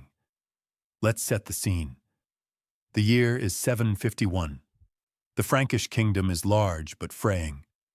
The Merovingian monarch, Childeric III, sits on the throne in name only. His hair, once the source of royal power, is long but meaningless. Real authority lies with Pepin, the short mayor of the palace, a role originally designed to manage court affairs, but now more powerful than the king himself. Pepin is a man of action, strategic, charismatic, and importantly connected to Rome. According to Frankish annals, Pepin sent envoys to Pope Zachary with a bold question: should the one who holds the power be the king? The Pope, facing threats from the Lombards and in desperate need of a strong ally, responded with a subtle nod. Yes, the throne should be held by the one who rules. The message was clear. So Childeric III was deposed, not assassinated, not exiled. Simply sent to a monastery, his sacred hair shorn, his power nullified by scissors and silence. And in his place, Pepin was crowned, not by local bishops, but by the Pope himself. The ceremony was an act of choreography, sacred oil chants, oaths. In that moment, the Carolingian dynasty was born, and with it a new alignment between church and crown. But here's where things become curiously deliberate. The Carolingians didn't just replace the Merovingians, they rewrote them. Chronicles were redrafted, genealogies questioned. Merovingian kings, who had once been praised for miracles and visions, were suddenly painted as ineffective, lazy, or corrupt. The narrative shifted as if a stagehand had pulled the lever and flipped the backdrop. There's a well-established fact buried here, and it's easy to overlook. Because it feels so mundane, there was no war, no civil unrest, no public outrage. A 1,000-year-old dynasty was dissolved with barely a ripple. That kind of quiet suggests preparation, agreement, or manipulation. This brings us to the obscure interpretation that the Merovingian fall was not a natural political evolution, but a carefully orchestrated cover-up. That Pepin and the church didn't just want a new king, they wanted to erase a threat. The Merovingians, with their claims of divine blood and mystical authority, were too unruly, too independent. They didn't need the Pope to justify their rule. Their legitimacy came from birth, from myth, from sacred origin. And if that origin was tied to Christ himself, the implications were catastrophic for church hierarchy. Consider this: the church's authority is built on spiritual succession. Apostles, bishops, popes, each step sanctioned by the last, a sacred line of authority. But the Merovingians represented something else, a line of inheritance, sacred by blood, not by office, a contradiction to the very bones of Catholic structure. So the church made a trade: apostolic succession in exchange for genealogical silence, and the Carolingians were happy to oblige. Pepin the Short was a practical man, his son Charlemagne even more so. Under Charlemagne, the Carolingian court became a center of Christian reform and imperial theology. The Bible was standardized, heresies were rooted out, and crucially, church and state fused in a way that elevated clerical power to unprecedented heights. But among these reforms came a peculiar absence: the systematic downplaying of the Merovingian past. Saints, once celebrated, fell into obscurity. Monasteries tied to Merovingian patronage were disbanded or restructured. Even burial sites were quietly neglected. The Merovingians didn't just die out, they were archived, and yet some traces slipped through. In the Liber Historiae Francorum, an early 8th century chronicle, the Merovingians are described as from ancient stock chosen by God. Later editions of the same text, produced under Carolingian oversight, omit this phrasing entirely. Likewise, the once venerated Saint Dagobert II, whose cult flourished briefly in eastern France, was quietly de-sainted, not condemned, just forgotten. This soft erasure raises a haunting question: if the Merovingians were just weak kings, why go to such lengths to delete them? The answer may lie in fear, not of politics, but of symbolism. Imagine a living descendant of Christ walking the halls of Europe, claiming no throne perhaps, but still bearing the right. That right would challenge every pope, every bishop, every dogma crafted over centuries. It would turn theology into genealogy, and faith into DNA. Which is why some argue the Carolingian coup wasn't about replacing a dynasty. It was about replacing a myth, the myth of sacred blood. The idea that divine power could be inherited. But myths don't die easily. There are legends scattered whispering that Sigisbert IV, son of Dagobert II, escaped the assassination of his father and fled south. that he lived under protection in the region of Septimania, that his descendants quietly married into noble families, that their blood never died, only diluted and hidden. In this version of history, the Carolingians are caretakers, stand-ins. And the real royal line, the line of Christ, continued in silence far from thrones and papal crowns. The scholarly debate rages. Many dismiss these ideas as speculative fiction, but a growing minority of researchers are asking uncomfortable questions about the gaps, the redactions, the quiet transfer of power that happened without resistance. Because in the end, it's not about whether the Carolingians were good rulers. It's about why the Merovingians had to disappear so thoroughly. What were they protecting? Or more unsettlingly, who? Because behind every political shift, every royal anointing, every theological decree, there is a story too dangerous to tell directly. One that must be hidden not in fire, but in forgetting. And sometimes, that forgetting is too perfect.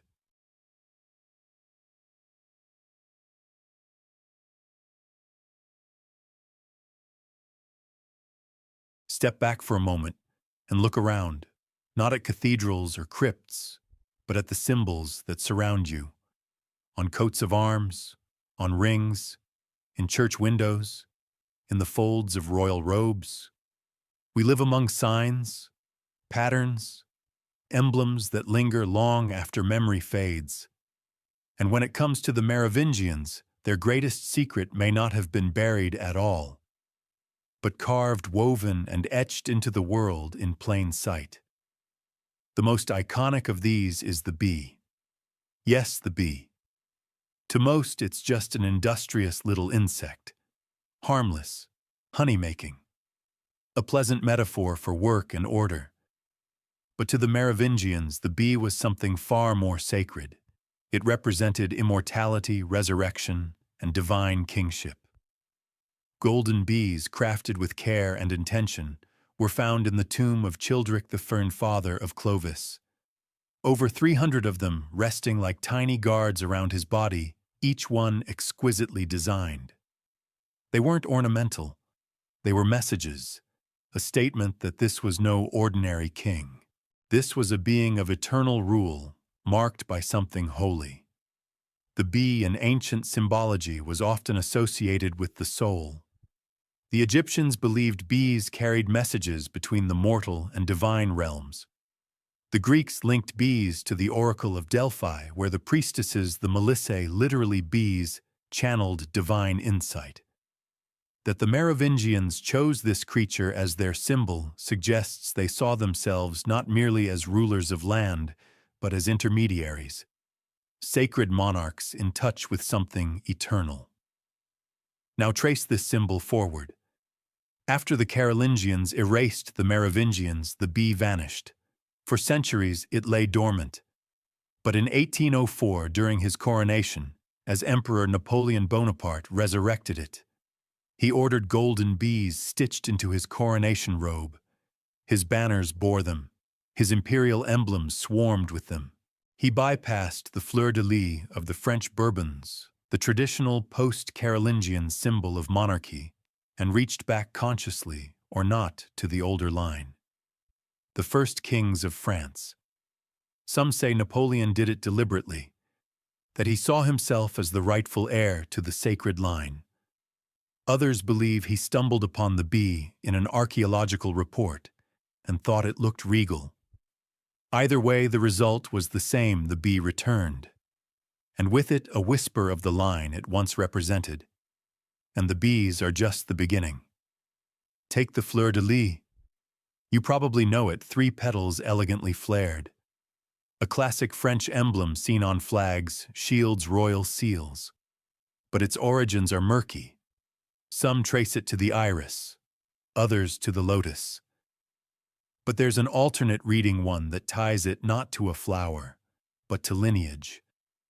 The 3-pronged shape has been interpreted by some esoteric historians as representing the Holy Family, father, mother, and child, a trinity of blood, of a symbol not of piety, but of birthright. And in some medieval depictions, the fleur-de-lis is subtly feminine. Its curves mirror the female reproductive form. A hidden homage, perhaps, to the Magdalene, to the vessel, to the Grail not as object, but as origin. Even Merovingian coins bore strange sigils, stars, with 7 points knots, without ends, inverted crosses, that in later centuries would be misread as signs of evil. But to the Merovingians, these were sacred. The 7-pointed star, for example, was not a sign of darkness, but of divine perfection. It represented the union of spiritual and earthly power. A subtle declaration: we are of this world, and yet not bound by it. Churches, too, carry the echoes. In certain abbeys with Merovingian roots, architectural anomalies remain. Tiled floors and spiral patterns, pillars placed in mathematically precise ratios, chapels with Magdalene dedications that predate her formal veneration by centuries, and hidden in frescoes and mosaics, you'll sometimes find the Be Again, tiny, almost invisible, hovering near the foot of a saint or in the corner of a tapestry. Silent witnesses, coded custodians of something left unspoken. Modern heraldry and corporate logos have even been pulled into the conversation, albeit controversially. Some researchers claim that modern secret societies, especially those with supposed roots in Templar or Masonic traditions, adopted Merovingian symbology into their crests. Patterns of 3, spirals, bees. And though skeptics roll their eyes, it is difficult to ignore the recurrence of these motifs in places that claim no direct connection to the dynasty, and yet carry its marks like fingerprints. And here's where things get more unnerving. If you begin to look for these symbols not as ornaments, but as language, you'll find them more often than you'd expect. Not because the Merovingians planted them everywhere, but because their legacy was absorbed, repurposed, and echoed. Like a melody heard faintly in the background of 100 different songs. It's always there, not dominant, but constant. Take the layout of certain European cities. Paris, for example. There are theories dismissed by many, but not all, that parts of the city's ancient design mimic sacred geometry. Lines drawn from old Merovingian strongholds to forgotten tombs create shapes, hexagons, pentacles, vesica, piscis. Mere coincidence, perhaps. But then why do the same patterns appear in parts of Rennes-le-Château, Chartres, even as far away as Edinburgh? That's the open question. Are these patterns proof of a preserved code, or are they simply humanity's tendency to project meaning onto chaos? Either way, the symbols remain, and their persistence is in itself a kind of evidence. Because in a world where words are rewritten and records redacted, symbols endure. They outlast persecution. They bypass doctrine. They sit quietly in stained glass, waiting for someone to notice. Someone like you. And maybe that's the final trick of the Merovingians. They didn't vanish. They adapted. Their name may have faded, their tombs hidden, their blood diluted. But their story survived, woven into glyphs, stitched into robes, carved into archways no one thinks to question.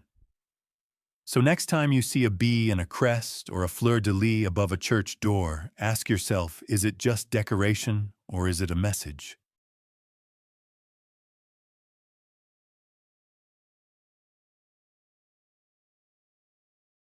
The wind shifts softly along the southern coast of France, carrying with it the scent of salt and lavender.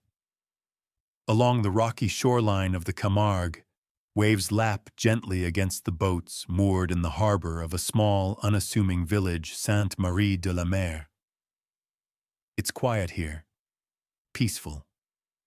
But if the old stories are to be believed, this is sacred ground, the place where a boat without sails, rudder, or crew once drifted ashore, bearing within it the woman who had once stood at the foot of the cross, Mary Magdalene. In Christian canon, her story ends abruptly, she is present at the crucifixion. She is the first to witness the resurrection. And then nothing. Her name vanishes from the New Testament narrative like a breath caught in the throat. No mention of her travels, no record of her death. Only silence. But tradition, especially here in France, whispers a different tale. For centuries, the people of Provence have believed that Mary Magdalene did not vanish. She fled. That she, along with a small group of followers, possibly including Martha, Lazarus, Maximinus, and even Joseph of Arimathea, escaped persecution in the Holy Land and journeyed across the sea. Their destination, the wild coast of Gaul, a place far from Rome's reach, where memory could linger unchallenged. The story has endured for over 1,000 years. Long before the bloodline theory caught fire in modern conspiracy circles, pilgrims came to Sainte Marie de la Mer to venerate not just one Mary, but three: Mary Magdalene, Mary Salome, and Mary Jacobi.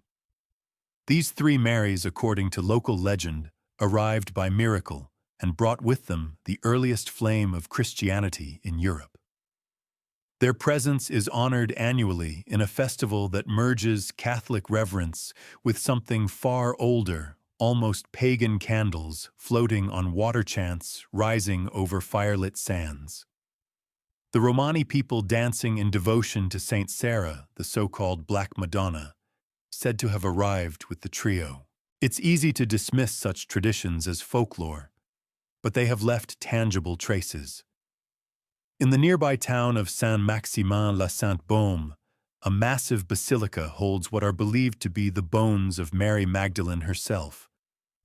Discovered in the 13th century by monks, her skull is encased in a golden reliquary, her long red hair still clinging to the bone, they say. DNA testing has never been allowed, but the relics have been authenticated by the Church. And if you stand in that crypt, surrounded by the hush of stone and centuries, you might feel something beneath the official story. A kind of tension, like a truth left just barely unsaid. And then there's La Sainte-Baume, the holy cave in the Provençal mountains.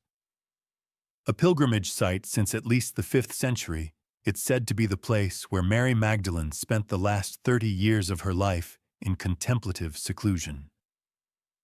Her tears, they say, hollowed the cave's walls. Her prayers sanctified the air.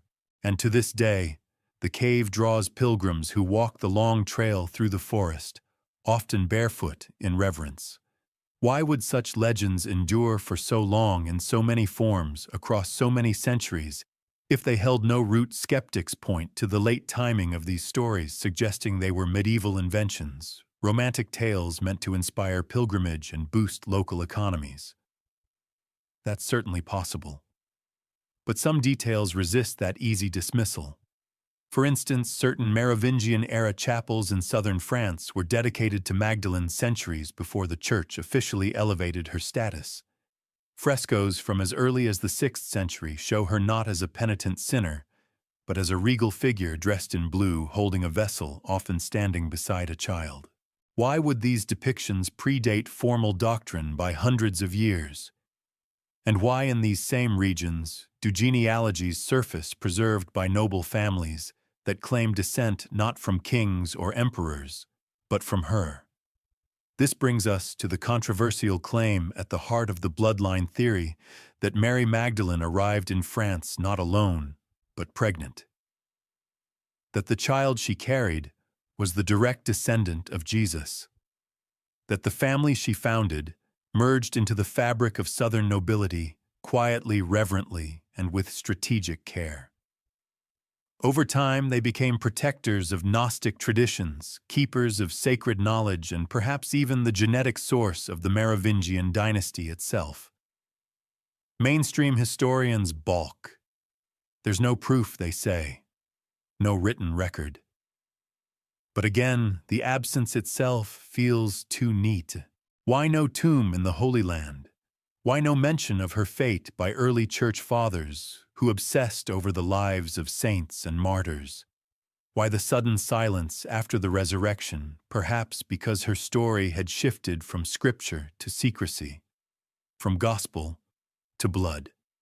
The Magdalene cult, as some scholars refer to it, was suppressed for centuries.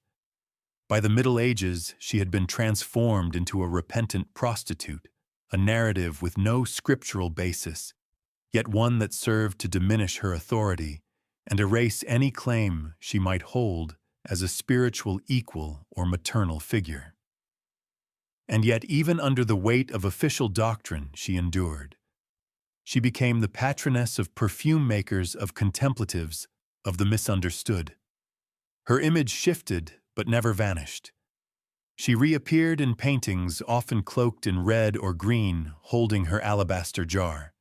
And in more esoteric works, she was shown with a book, a scroll, a child. Symbols that suggest she carried more than just grief, she carried inheritance. To this day, some small villages in the south of France claim Magdalene as their ancestral mother.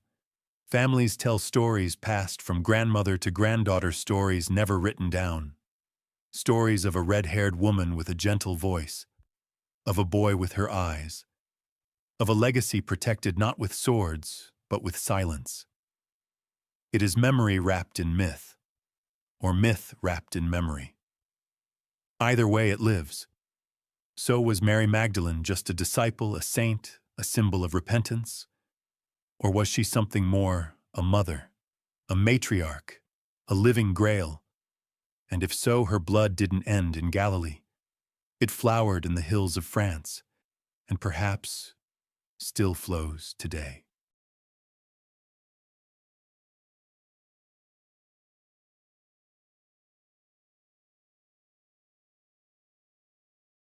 You're walking through a crumbling stone corridor now, torchlight flickering across moss-covered walls. The air is cool, damp, and thick with the scent of age, like earth and metal deep underground. You're beneath Temple Mount, beneath a forgotten priory, or perhaps beneath your own imagination, depending on whom you ask. But here in these ancient shadows, one legend has endured above all others, the Templar treasure. A hoard said to contain relics, scrolls gold beyond counting, and perhaps something far more dangerous, a secret capable of rewriting the story of Christianity itself. The idea of a lost treasure isn't just romantic fantasy. It's rooted in multiple historical facts. When the Knights Templar were arrested en masse in 1307, King Philip IV of France expected to find their riches easily seized. He had spies, he had maps, he had accountants ready to count coins. But when his men raided the Paris Temple, the order's grand headquarters, they found almost nothing. No gold, no scrolls, no relics. The vaults were empty. This absence ignited centuries of speculation. Had the Templars moved their treasures in advance? Did they know the arrest was coming? Or had it never been stored there at all? The most persistent theory is that the Templars had long before smuggled their greatest secrets, possibly from Jerusalem, possibly from the Temple of Solomon itself, back to Europe. That these items were hidden in a series of underground locations protected by layers of encoded maps, cryptic tomb engravings, and signs only initiates could interpret. And among these whispered relics wasn't merely gold, it was a gospel, a genealogy, a truth so destabilizing that the church and monarchy alike had every reason to keep it buried. Let's rewind. During their time in Jerusalem, the Templars weren't just military escorts. They spent nearly a decade digging beneath the Temple Mount under the pretext of renovating quarters. Some accounts suggest they discovered ancient artifacts, scrolls written in languages lost to time, objects made of unknown alloys, and perhaps even sacred remains. One of the most repeated claims is that they uncovered documentation of the Holy Bloodline. Lineage charts, secret gospels, proof that Jesus had a wife, a child, and that this family line had survived. These relics weren't simply religious, they were political weapons. evidence that could overturn centuries of doctrine, perhaps even shift the locus of divine authority from Rome to wherever those descendants still lived. The legend of the treasure follows a path through France. Some believe it was transported to Rennes-le-Château, the very village where Béranger Saunière made his fortune, after supposedly discovering coded parchments. Others believe it was moved to Gisors, where secret tunnels and hollowed trees still echo with tales of buried chests. A third theory ties it to the Château de Blanchefort, where geometric anomalies in the surrounding landscape align with constellations, suggesting a celestial map, a coded burial site. But wherever it was taken, one thing is certain: it was never found. Or perhaps never allowed to be. What if the treasure was more conceptual than material? What if the gold was symbolic, a metaphor for sacred knowledge? If that knowledge involved the Merovingian bloodline descendants of Christ himself, then the implications would dwarf any material gain. Now let's address a curious obscurity. In 1952, a document known as the Parchment of Blanchefort was discovered, supposedly referencing the treasure of the Templars hidden beneath a Mount of Peace, or Mont Sion. Embedded in the Latin text were curious phrases and codes, acrostics, reversed letters, and numbers that matched no known system. One phrase stood out: "The guardian will sleep no more." Who or what was the guardian? Some interpreted it as a living descendant. Others saw it as a metaphor for a revived society, perhaps the Prieuré de Sion charged with keeping the bloodline safe. Another fascinating clue lies in the tale of Arnaud de Villeneuve, a 14th-century alchemist and scholar with rumored ties to the Templars. In one cryptic letter, he references a vessel made not of clay or gold, but of lineage, sealed for 13 generations. Whether literal or poetic, the timing aligns oddly with the dispersal of Merovingian descendants across noble families. 13 generations from Dagobert II would place us in the late Middle Ages, right around the time when these rumors began to surface. Coincidence or prophecy? Now shift to Portugal, where the Templars, after their fall in France, were quietly reborn as the Order of Christ. Same symbols, same structure, different name. Under this banner, they built monasteries filled with esoteric iconography, crosses, with rounded arms, octagonal towers, carvings of bees, lilies, and spirals. In Tamar, the order's headquarters, the church rotunda is shaped like the Temple of Solomon itself. Some believe it served as a holding site not for treasure, but for knowledge. And then there's Scotland. According to one compelling narrative, Templar ships sailed north from La Rochelle, escaping Philip's wrath. They landed in Argyll, found refuge among sympathetic clans, and brought with them more than just men. They carried something sacred. Roslin Chapel, built generations later, is filled with bizarre carvings, plants from the Americas, long before Columbus angels playing bagpipes and, yes, bees. And beneath the chapel, sealed vaults that no one is allowed to excavate.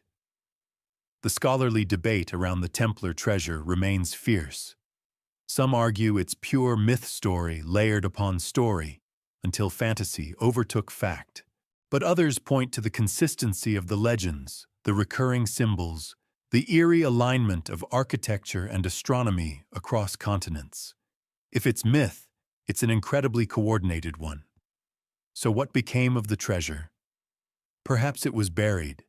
Perhaps it was divided.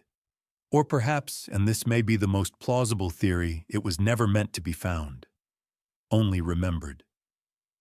Its power lies not in ownership, but in belief, in the possibility that somewhere the truth waits, not in gold, but in blood. That the Grail was not a thing, but a legacy. And that legacy, protected by the Templars, may have been the very reason for their destruction. because truth in the wrong hands can be more dangerous than any sword.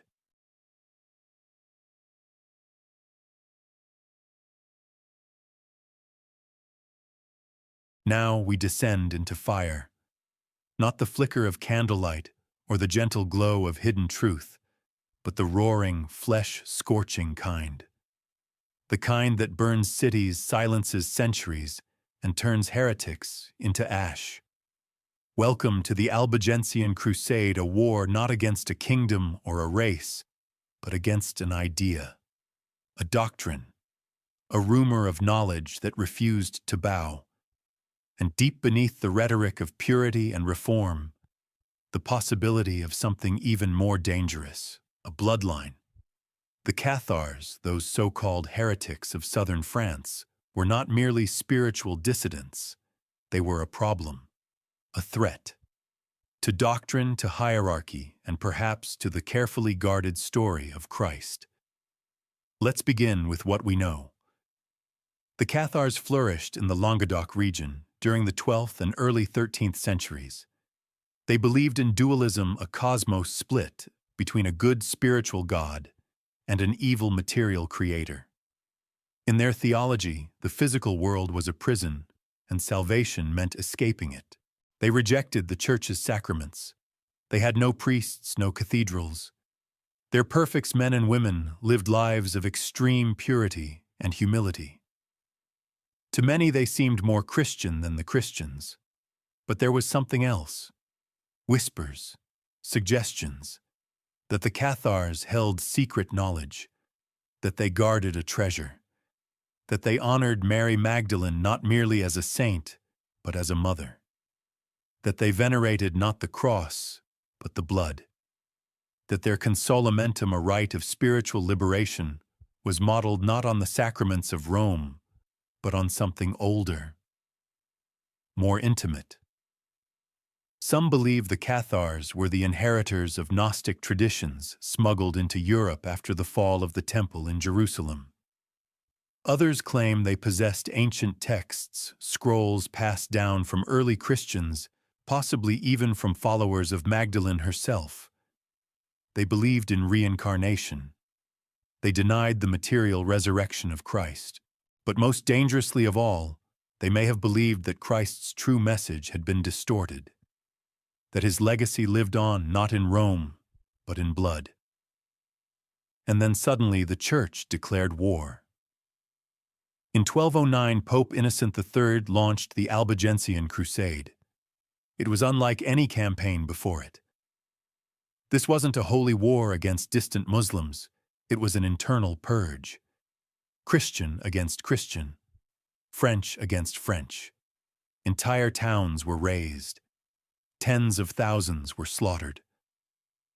At Béziers, the papal legate Arnaud Amalric famously declared, "Kill them all. God will know his own." Over 20,000 people died in a single day, Cathars and Catholics alike. Women, children, the elderly. Their crime living in proximity to ideas the Church could not tolerate. What kind of ideas demand that kind of fire? At Montségur, the last Cathar stronghold, over 200 perfects were burned alive in 1244 after a prolonged siege. But here's the part that remains curious. Just days before the fortress fell, a handful of Cathars supposedly slipped away down the steep cliffs under cover of night, carrying something with them. The chronicles never say what. A treasure, a gospel, a secret. Something too precious to burn. Some believe that treasure was knowledge records of a sacred lineage. Others say it was the physical evidence of that lineage, scrolls, relics, perhaps even a preserved body. Whatever it was, the Church wanted it silenced so badly that it committed what many historians now consider cultural genocide. And in the ruins left behind, the silence was nearly complete. But not quite. Legends endured in the Languedoc. Songs, symbols, carvings in stone that no one could translate. Bees etched into hidden chapels, grail-shaped fonts in village churches, and the constant, persistent veneration of Mary Magdalene long before she was embraced by the Catholic mainstream. Here's where it becomes unsettling. The regions targeted during the Albigensian Crusade overlap nearly perfectly with the supposed hiding places of the Merovingian descendants. Septimania, the Razes, the foothills of the Pyrenees, the very same places where later legends placed the escape of Sigisbert IV, the son of Dagobert II. Coincidence, perhaps? Or perhaps the Cathars weren't merely spiritual rebels, they were guardians. Think about it, a heretical sect that rejected Rome's authority, embraced the feminine divine, and operated in the same regions where bloodline myths flourished. A sect so dangerous, it had to be eradicated with fire and steel. One interpretation, controversial but compelling, is that the Cathars may have been preserving or protecting the secret of the bloodline. That their belief system was not merely theological but genealogical. That they viewed Jesus not as a distant deity, but as the founder of a human line meant to carry his essence forward.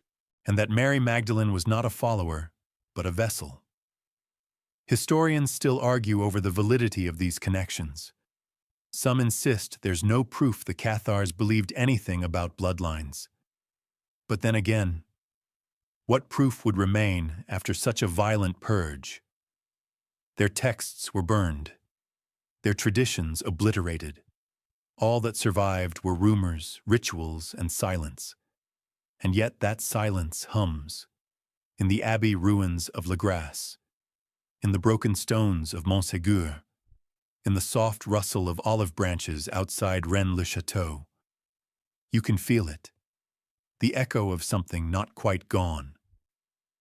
Today, pilgrims still walk the Cathar Trail, following paths carved into mountain ridges, stopping at caves said to hold sacred bones.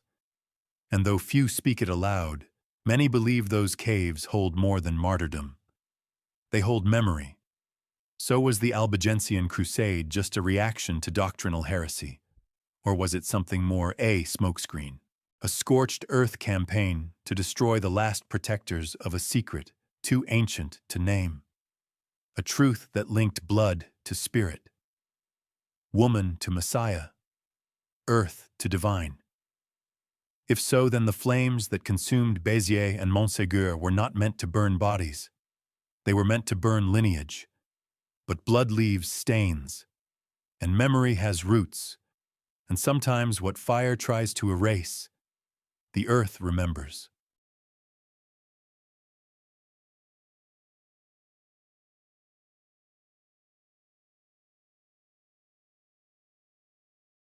Imagine a door, several of them in fact. Massive iron gates guarded by stone saints, silent cameras, and the careful weight of centuries. Behind them lies what may be the most mysterious collection of documents on earth, the Vatican Apostolic Archive. Once called the Secret Archive, not because of its secrecy, but from the Latin secretum meaning private, it still bears the aura of something carefully, deliberately hidden. And deep within these temperature-controlled vaults, behind meters of locked glass and Latin indexes, some believe the greatest cover-up in history lies filed neatly in silence. Not gold, not relics, but records. If the bloodline of Christ did exist, and if the Church knew of it, then this is where the evidence would be. To walk the halls of the Vatican Archive is to touch the breath of popes long dead. It's home to more than 50 miles of shelving, yes, miles, containing documents that stretch back well over a millennium. From the excommunication of Martin Luther to the trial records of the Knights Templar, it's all there. Yet only a handful of scholars are granted access each year. Requests must be specific approved in advance and granted by Vatican officials. You don't just browse the shelves, you are guided, watched, limited. What then remains unseen? The first hint that the archive might contain something more than ecclesiastical bureaucracy comes from the gaps. Scholars who have studied medieval church records, have noted entire stretches of papal correspondence missing, especially during moments crucial to the Merovingian mystery. Letters from the reign of Pope Zachary, for example, seem to vanish around the time he sanctioned the deposition of the last Merovingian king. Why would a record of such magnitude be absent? And then there's the curious case of Pope Sylvester II. A mathematician and scholar, Sylvester was rumored to possess forbidden knowledge. Some claimed he had traveled to Islamic Spain, or even beyond, returning with arcane texts. But others whispered that he found something in the early records of the Church itself, something that reshaped his beliefs. After his death, his tomb was said to rattle violently whenever a pope of questionable virtue took office. Superstition, perhaps. But superstition usually grows around something. In modern times, very few people have spoken openly about what lies hidden inside. One exception is the late Jesuit priest and theologian Father Malachi Martin, who claimed vaguely but insistently that the Church had long known of a bloodline. He never offered names. He never offered proof. But he hinted that the knowledge was buried for the safety of souls and the stability of the faith. It's easy to write that off as speculation, until you consider what the Vatican has chosen not to release. For centuries, it was believed that the Church had no direct involvement in the suppression of the Merovingians, that it merely blessed the rise of the Carolingians for political stability.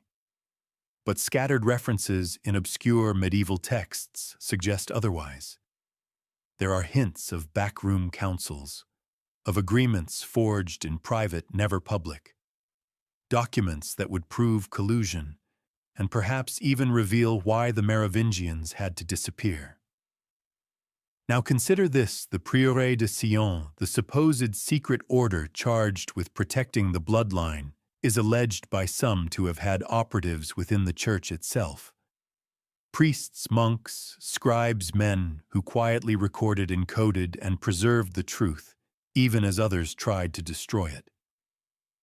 If such a network existed, the archive would be the ultimate battlefield, knowledge locked behind knowledge. There's also the matter of the Index Librorum Prohibitorum, the Church's list of banned books. Some of the texts on that list were not heretical for their ideas about God, but for their ideas about Jesus. Books that suggested he married, that he fathered children, that Mary Magdalene was more than just a follower. Many of these works, rather than being destroyed, were collected by the Vatican and sequestered. For study, for suppression, no one knows. And still the archive continues to expand. Every year more records are added. Some say that documents from the Templar trials, original unedited versions, are stored there. Others believe that parts of the Dead Sea Scrolls, particularly those that challenge traditional narratives, were quietly acquired and hidden away. There's even a rumor, more folklore than fact, admittedly, that a locked chamber within the archive contains a genealogy, a hand-scribed, meticulously updated record of descent, starting with Jesus and Mary Magdalene, ending with someone still alive today. Let's pause on that idea. It's audacious, outlandish, but imagine the implications. A document that tracks the holy bloodline century by century, child by child. If such a thing exists, it would be the most powerful piece of paper in human history. It would dismantle the theological structure of Catholicism. It would shift spiritual authority from doctrine to DNA, which might explain why it must never be found. Of course, the Vatican denies everything. It insists the archive is not secret, just private, that nothing controversial is hidden there, that claims of bloodline records, alternative gospels, or Templar secrets are pure fiction. But then why do the denials feel so rehearsed? Why guard ancient documents with such care? Why restrict access based not on curiosity, but on permission? What if the truth isn't what's inside the archive, but the fear of what it might inspire? Faith, after all, thrives on mystery. But mysteries that become evidence, they threaten the entire edifice. Still, the archive remains. Cold, quiet, watching. And every year, a few more scholars slip behind the gates. Some looking for knowledge, others, perhaps for legacy. Because somewhere in those miles of parchment and ink, the line between religion and blood may be nothing more than a sealed folder waiting to be opened.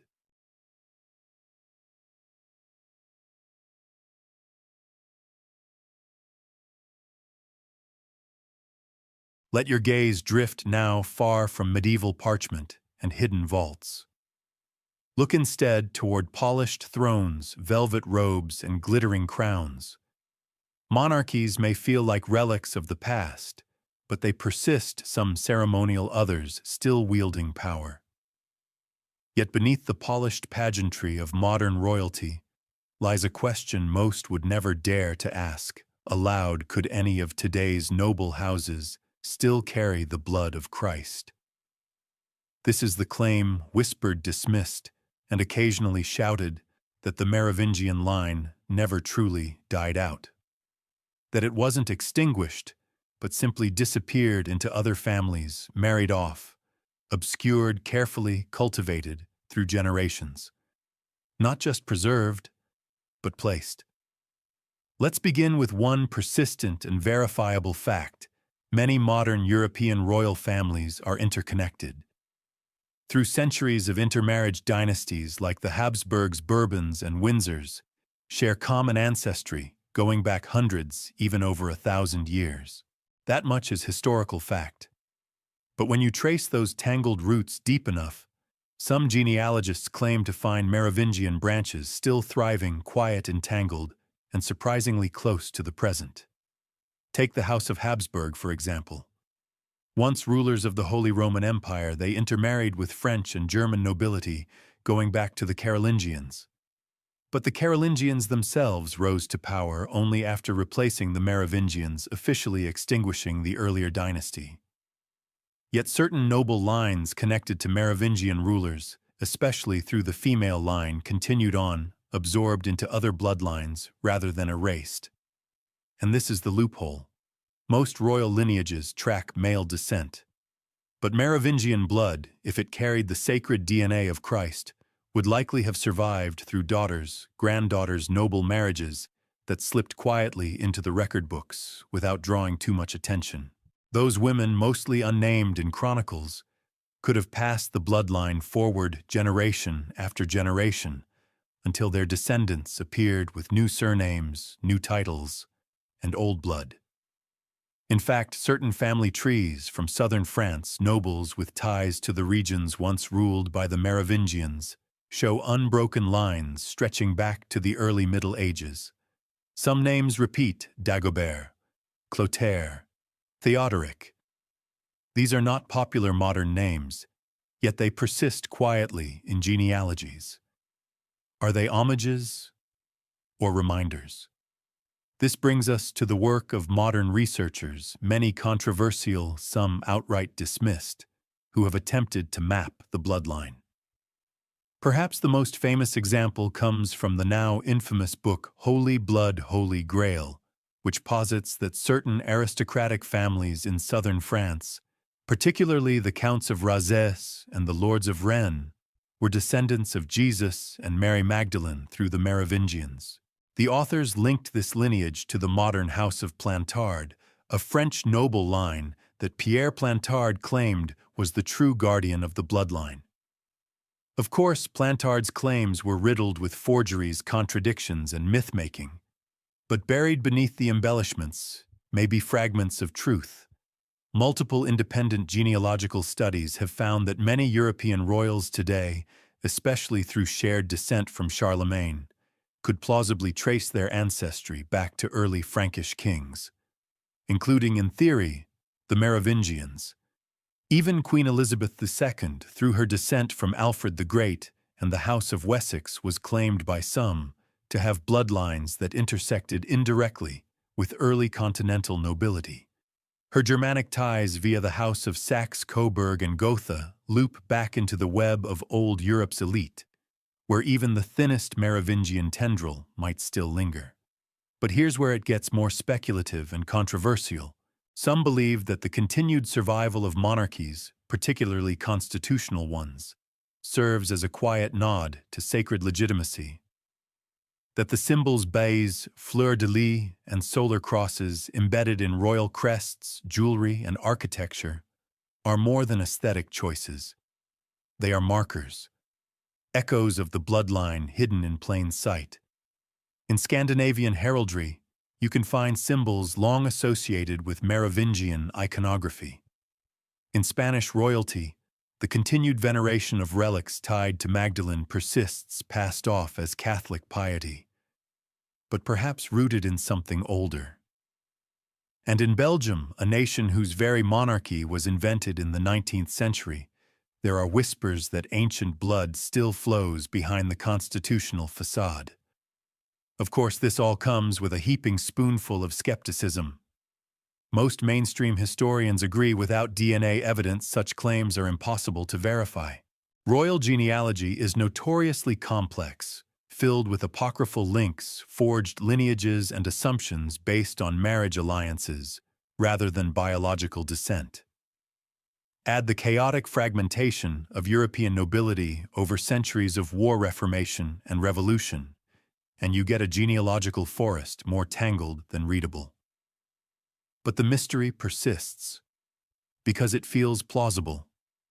After all, isn't this how power survives, not always through conquest, but through continuity? Through names quietly carried, through sons named for forgotten kings, through blood that remembers what history tries to forget. And then there are the families who never sought crowns, yet quietly claimed descent from Christ. In rural parts of France, Switzerland, and Italy, there are houses stone ivy-covered, whose owners keep meticulous records. Genealogies scrawled in Latin, wrapped in cloth, stored in drawers, never shown to strangers. These people don't seek power. They seek preservation, as if the bloodline once scattered chose not to rule, but to wait. An ongoing debate lingers among scholars and amateur sleuths alike. If the bloodline did survive, what does it mean? Would it grant divine authority, spiritual leadership? Or would it simply be an inconvenient fact that challenges millennia of dogma? There is no final answer, only hints. A ring passed down, a family crest with a strange symbol, a name on an old parchment faded but legible. Clovis, Dagobert, Sarah. And somewhere perhaps today, someone walks through a garden unaware or very aware of the burden in their veins, of a lineage older than kings, heavier than crowns. The question is not whether the bloodline exists. The question is whether it still matters, or whether at some quiet hour in some quiet house it is merely waiting.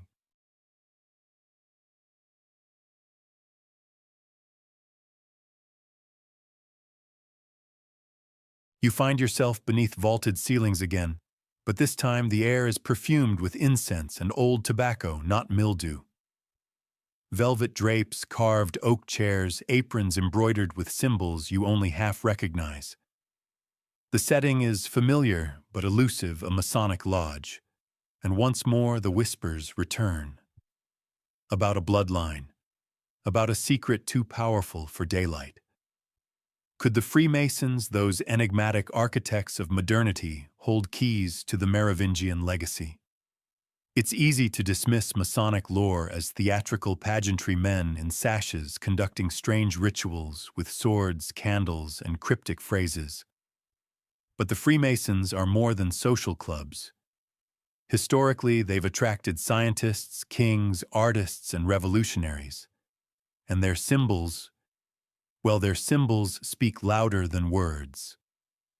One symbol in particular resurfaces again and again: the beehive. In Masonic iconography, it represents industry harmony and collective labor. But to anyone who's been following the trail of the Merovingians, it means something else entirely. Bees were the royal emblem of the Merovingians, found buried with kings, etched into tombs. painted in the margins of medieval manuscripts, and revived briefly by Napoleon Bonaparte, who some believed was trying to link himself to the bloodline through symbology. So when you walk into a Masonic hall and see the beehive nestled between the all-seeing eye and twin pillars, you start to wonder, coincidence or continuity? The Freemasons trace their mythical origins to the builders of Solomon's Temple, the same temple the Knights Templar excavated during their time in Jerusalem. In Masonic lore, Hiram Abiff, the master builder, is martyred for his knowledge, an echo some believe of Christ himself. But what if this tale wasn't just allegory? What if it encoded fragments of the bloodline story in metaphor and ritual, ensuring its survival not through scripture, but through practice? Ritual is memory wearing a costume. Now consider this: Masonic initiations involve symbolic death and rebirth. They feature passwords, secret handshakes, and elaborate allegories of resurrection. Some claim these rituals are not just moral lessons, but reenactments of a deeper truth, a hidden lineage kept alive through performance. In this view, every initiated Mason becomes not merely a brother, but a vessel of legacy. Many point to the Scottish Rite, particularly its higher degrees, as being especially rich in esoteric symbology. The Rose Croix degree, for example, features a ritual death at the hands of persecutors, followed by a resurrection, associated not with Christ, but with a divine king. Some versions explicitly reject the Church's interpretation of the crucifixion. Could this be a coded veneration of a different story, one where the divine was not crucified alone, but continued on through blood? Masonic texts and lectures are often cryptic by design, but phrases like the lost word, the true architect, and the royal secret gain an eerie resonance when viewed through the lens of sacred genealogy. What if the lost word is not a name, but a name line? There's historical tension here too. The Catholic Church has long condemned Freemasonry as heretical, going so far as to excommunicate its members. Why such severe opposition? Some say it's because Freemasonry champions reason, not dogma. But others argue that the real reason lies buried deeper. That the Masons preserve stories the Church tried to erase, stories that threatened to shift spiritual authority away from Rome. Now recall that many of the founding fathers of America, Washington, Franklin, Hancock, were Freemasons. They wove Masonic geometry into the very layout of Washington, D.C. The Capitol sits on a hill, the city structured in star-shaped patterns. Obelisks rise like Pharaoh's needles. Owls and pentagrams nestle quietly in the architecture. And hidden among the carvings, bees. Were these symbols aesthetic choices, or unconscious continuations of something far older? We must address Albert Pike, 19th-century Freemason Confederate officer and author of Morals and Dogma, one of the foundational texts of Scottish Rite Freemasonry. Pike refers repeatedly to the ancient mysteries, secret knowledge passed down through initiatic societies. He never mentions Merovingians directly, but he speaks of kings born not by right, but by sacrifice, men who carried the divine within them and who were hunted for it. Sound familiar? Then there's the legend of the 9 unknown men, an Indian esoteric society said to have been founded by Emperor Ashoka to protect dangerous truths.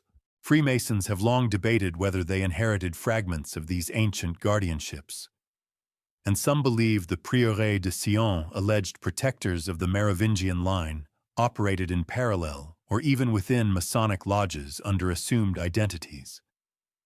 The most tantalizing suggestion is that some Freemasons were never meant to lead but to hide, to obscure the truth behind allegory until the world was ready.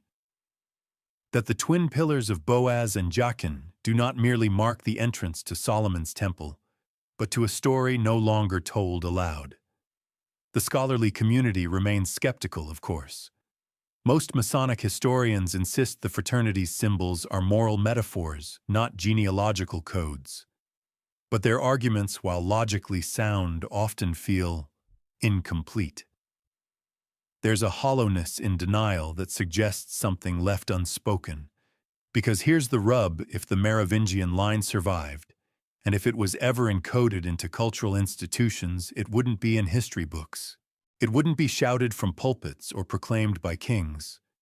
It would live in silence, in lodges, in rituals no one outside understands, in whispers passed down by torchlight and wine recited in rooms that smell of dust and candle wax.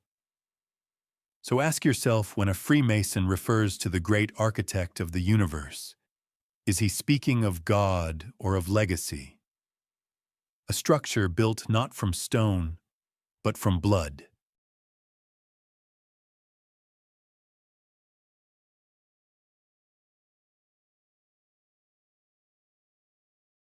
Picture this: a brittle scroll rolled tightly and sealed in wax, found in a crumbling chapel tucked away in the Pyrenean foothills.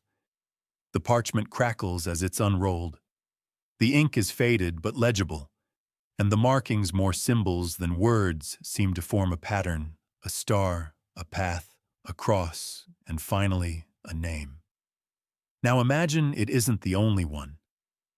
Across France, Italy, and even the Scottish Highlands, fragments of similar parchments have turned up in private collections, dusty libraries, and long-forgotten family estates. Each seems meaningless on its own. But when viewed together, they whisper of a map, one not drawn for navigation, but for revelation.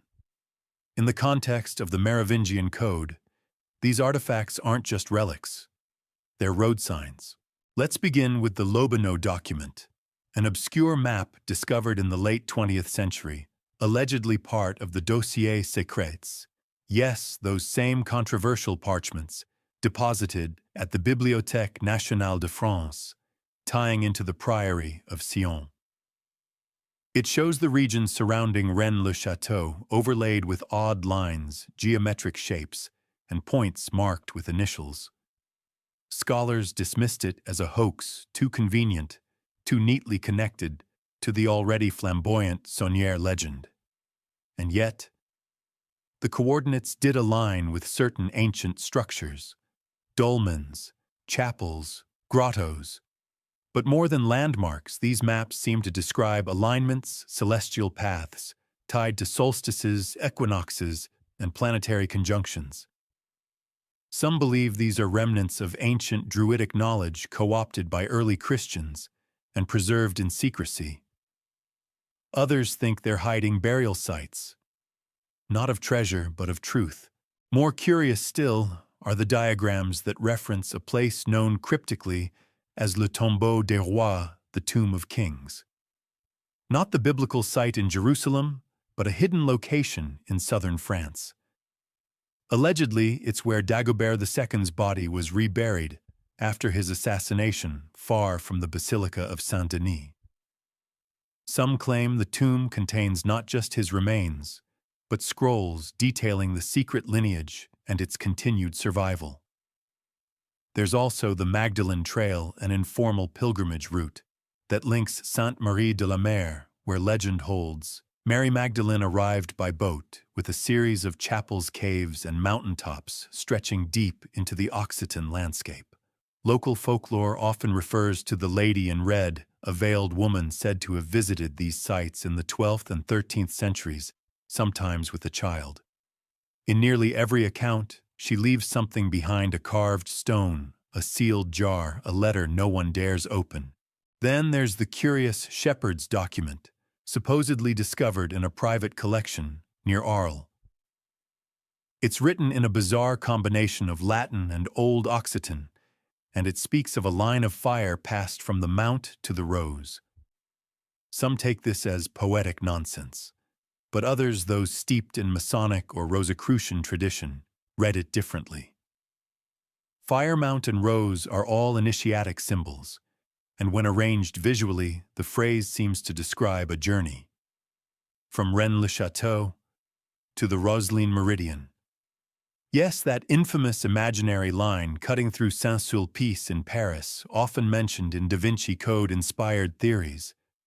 But long before Dan Brown, the Rosalind was whispered about by mystics and cartographers who believed certain energies flowed along specific longitudinal pathways.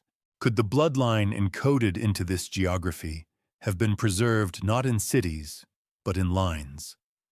Many of the so-called lost manuscripts connected to this theory aren't entirely lost, just inaccessible. Private families in the Languedoc region have long been rumored to possess heirlooms passed down since the time of the Cathars. In 1994, a researcher claimed to have seen a fragment of an illuminated gospel that showed Mary Magdalene seated beside Jesus, her hand resting on her belly, swollen with child. The document disappeared again before any verification could take place. Of course, critics argue that every claim of a hidden map or lost scroll leads nowhere, that for every discovered parchment there's a dozen fakes, that secret societies and esoteric cartography are distractions from the absence of real evidence. And yet, too many pieces remain that refuse to fit comfortably into the orthodox puzzle. Take the copper-etched diagram allegedly uncovered near Montségur in the 1920s. It shows the fortress surrounded by 5 stars forming a pentagram, each point corresponding to a local landmark. When plotted on a modern map, the formation remains intact. Local legend calls it the Seal of the Queen. But which queen? The Virgin Magdalene?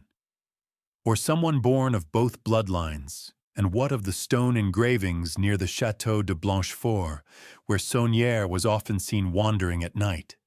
Strange runes, half Celtic, half Latin scar the hillside marking places where treasure hunters and mystics alike have dug mostly in vain. Yet each year people return drawn not by gold, but by obsession, because they believe the truth was hidden there on purpose, encoded into the land itself. This brings us to a peculiar idea. What if the final proof of the bloodline isn't a document at all? What if it's a location, a single site obscured by time and intention, containing bones, relics, and perhaps a written account explaining everything? The true Holy Grail, not a cup, but a tomb. No one has found it. But the clues remain scattered across parchment, stone, and rumor, and slowly, with each recovered manuscript and every strange line drawn across a forgotten map, the pattern sharpens, not into an answer, but into a path.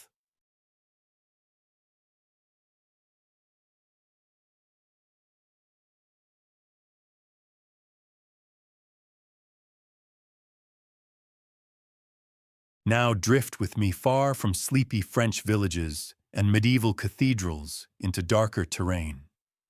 The air grows colder. The march of boots echoes through alpine passes and candlelit crypts.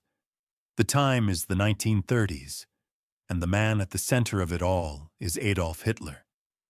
But this isn't the story of tanks or treaties.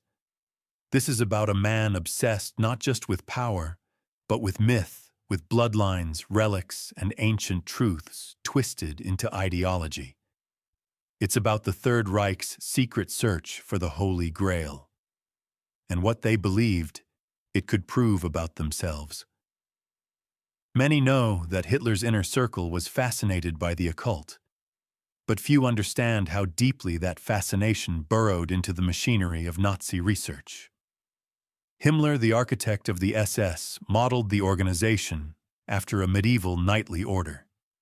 Their motto, "My honor is called loyalty." Their insignia runes drawn from Norse mythology. But beneath the aesthetic lay a goal to prove a mythic Aryan origin for the Germanic peoples, and that quest led them straight into the shadows of the Merovingians. The SS established an institute called the Ahnenerbe, loosely translated as ancestral heritage. It began as a research body, but its real purpose was far stranger. It funded expeditions across Europe and beyond, hunting for artifacts, sacred sites, and documents that could legitimize Nazi racial ideology. Among their most ambitious goals was locating the real Holy Grail, something they believed was more than a cup, something that in their view represented a bloodline, a legacy, a claim. Himmler reportedly sent teams into the Pyrenees, the Black Forest, and even Tibet. One of their destinations was Rennes-le-Château, yes, the same village where Béranger Saunière amassed his wealth, where so many believed the bloodline's secret was uncovered. The Nazis scoured the area. They interviewed locals. They excavated ruins. They believed the Grail had either been hidden there or that clues to its whereabouts had been encoded in local architecture and legend. They weren't just looking for gold. They were looking for lineage. You see, the Nazis believed that the Merovingians were Aryan kings, noble divine, and unjustly overthrown. Their long hair, their supposed divine origin, and their early conversion to Christianity all marked them as spiritually elevated. Himmler speculated that Dagobert II's assassination had been part of a plot, not just to destroy a dynasty, but to bury sacred knowledge. In this twisted view, the bloodline wasn't just holy, it was racially pure, a prototype for their ideology. The Nazi interest in esoteric Christianity extended to the Magdalene as well. Some researchers claim the SS had translated texts that suggested Mary Magdalene fled to France not as a refugee, but as a vessel, that she bore children, that the Merovingians were her descendants, and by extension, that the bloodline was both sacred and European. They even studied Cathar legends, particularly the tale that the last Cathars guarded a secret that would one day change the world. Some believed that secret was the Grail. Others thought it was a lineage. Let's pause and breathe here because we're treading in dangerous territory. These beliefs, appropriated, distorted, weaponized, were used to justify unthinkable atrocities. The Nazis weren't seeking truth. They were searching for symbols to sanctify genocide.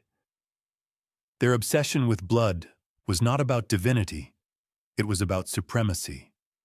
That distinction matters, and yet within their corrupted hunt fragments of the original mystery resurface. There's evidence that the Ahnenerbe uncovered manuscripts, possibly coded genealogies while exploring southern France. These documents reportedly vanished into Nazi archives, many of which were never recovered after the war. Some whisper that these texts contained references to the Child of the Rose and the Covenant of the Bee. Vague phrases, yes, but familiar ones to anyone tracing Merovingian lore. One of the most bizarre intersections of Nazi interest and bloodline theory involves the Wewelsburg Castle. Himmler intended it as the spiritual center of the SS, a sort of Teutonic Camelot. The castle's floor featured a black sun, a symbol never explained, but linked to cycles of death and rebirth. Rooms were named after legendary knights, and one chamber referred to unofficially as the Grail Room was designed with perfect acoustic resonance. Rumors suggest that rituals were conducted there, meant to channel or awaken something hidden in the blood. Again, this could all be theatrical. Myth layered on myth. But Wewelsburg was no accident. It was constructed with the precision of someone trying to align with something geographically, symbolically, maybe even cosmically. After the war, Allied forces confiscated hundreds of documents from Nazi vaults. Many remain classified or lost. And in the years that followed, reports emerged of strange disappearances, researchers who vanished while investigating Nazi expeditions in France and Germany. A few had been looking into the same bloodline theory we've traced since Dagobert II. Did they find something? Or did they get too close to a secret still protected? It's worth noting that Nazi interest in esoterica didn't die in 1945. Elements of their mythology seeped into post-war occult groups, neo-pagan circles, and conspiracy culture. The bloodline theory, severed from its sacred roots, was hijacked to serve ideologies diametrically opposed to the teachings of Jesus. This isn't a coincidence. It's a warning. The Merovingian Code, if it exists, was never meant to exalt one race over another. It wasn't a tool for domination. It was a lineage of interconnection, a link between the human and the divine, the sacred and the earthly. And yet, in the hands of madmen, even the holiest truth can be twisted into a blade. So we must tread carefully. We follow this mystery not for power, not for proof, but for understanding. Because somewhere beneath the rubble of old castles and the ashes of false empires, a story remains, waiting to be reclaimed, not by those who seek to own it, but by those who seek to know it.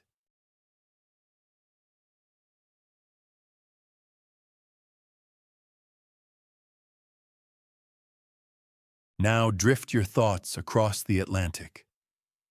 Leave behind the bloodied cathedrals of Europe and the war-ravaged archives of the Old World. Picture a different landscape, wind-swept Scottish cliffs giving way to dense pine forests, and then the vast and open stillness of early America. You might think the story of the Merovingians ends in Europe, but some believe it didn't end at all.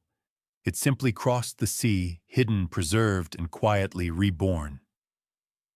And at the center of this theory stands one name, Sinclair. The Sinclair family, also known as the St. Clairs of Roslin, have long held a curious place in esoteric legend. Their ancestral seat, Roslin Chapel, is a structure soaked in mystery. Built in the mid-15th century by William Sinclair, it defies easy categorization. It is neither purely Catholic nor comfortably Gothic. Instead, it feels like a coded message in stone. Look closer at Roslin's architecture, and you'll see symbols from Christianity, Judaism, Norse mythology, and curiously pre-Columbian plants like maize and aloe. But maize wasn't known in Europe until after Columbus. So how could it appear carved into stone decades earlier? Here's where things get strange. According to Masonic lore and Sinclair family tradition, members of the Sinclair clan traveled to the New World nearly a century before Columbus. One name in particular, Henry Sinclair, the Earl of Orkney, is said to have led an expedition in 1398 to what is now Nova Scotia. Some legends even claim he brought with him sacred artifacts and something more. Was it the Grail? Was it scrolls? Was it blood? While mainstream historians dismiss the Sinclair voyage as legend, the story won't die. In Nova Scotia's Oak Island, yes, that Oak Island people have searched for centuries for a mysterious buried treasure. Tunnels, booby traps, and strange inscriptions point to something very old and very deliberately hidden. Some say it's Templar gold. Others believe it's Merovingian documentation proof of the bloodline carried across the sea and concealed under layers of secrecy and soil. And then there's the Westford Knight. This obscure monument in Massachusetts is a faint carving on a granite slab. Believers claim it depicts a medieval knight bearing a sword and shield. Nearby is a marking said to be the Sinclair family crest. Skeptics argue it's just a glacial scratch or a modern fabrication, but still it lingers, like all the other clues. The connection deepens when you examine the relationship between the Sinclairs and the Knights Templar. The family were known protectors of the Templars during their persecution, and Roslin Chapel, often described as a stone cipher, contains dozens of Templar symbols, including the distinctive double-headed eagle and the iconic red cross. Could the Sinclairs have inherited not just Templar wealth, but knowledge, a legacy handed off as the Templars disbanded under papal decree? One theory suggests that the Prieuré de Sion used families like the Sinclairs as custodians, assigning them guardianship over the bloodline's material history, while the actual descendants faded into anonymity. There's also the legend of the vault beneath Rosslyn Chapel, a sealed chamber rumored to contain scrolls, genealogies, and relics from Solomon's temple. Despite ground-penetrating radar suggesting the existence of a chamber below the chapel, no excavation has ever been officially allowed. The reasons are practical and suspicious. Meanwhile, across the Atlantic, certain American founding families exhibit curious heraldic symbols: bees, fleur-de-lis, solar crosses. In colonial-era architecture and old Masonic lodges, you'll find Rosslyn-like iconography. Columns that don't belong, geometry that doesn't match the blueprint. And in Washington, D.C., a city famously laid out by Freemasons, those symbols repeat pentagrams, owls, and hidden in the angles, remnants of a geometry older than the Constitution. George Washington himself was a known Freemason. His inauguration took place not in a cathedral, but within a Masonic lodge. His compass and square signet ring, preserved in museums, speaks volumes to those fluent in symbols. Could the ideals of American liberty, so often hailed as a break from monarchy, also hide the survival of a different kind of royalty? Here lies one of the more curious ironies.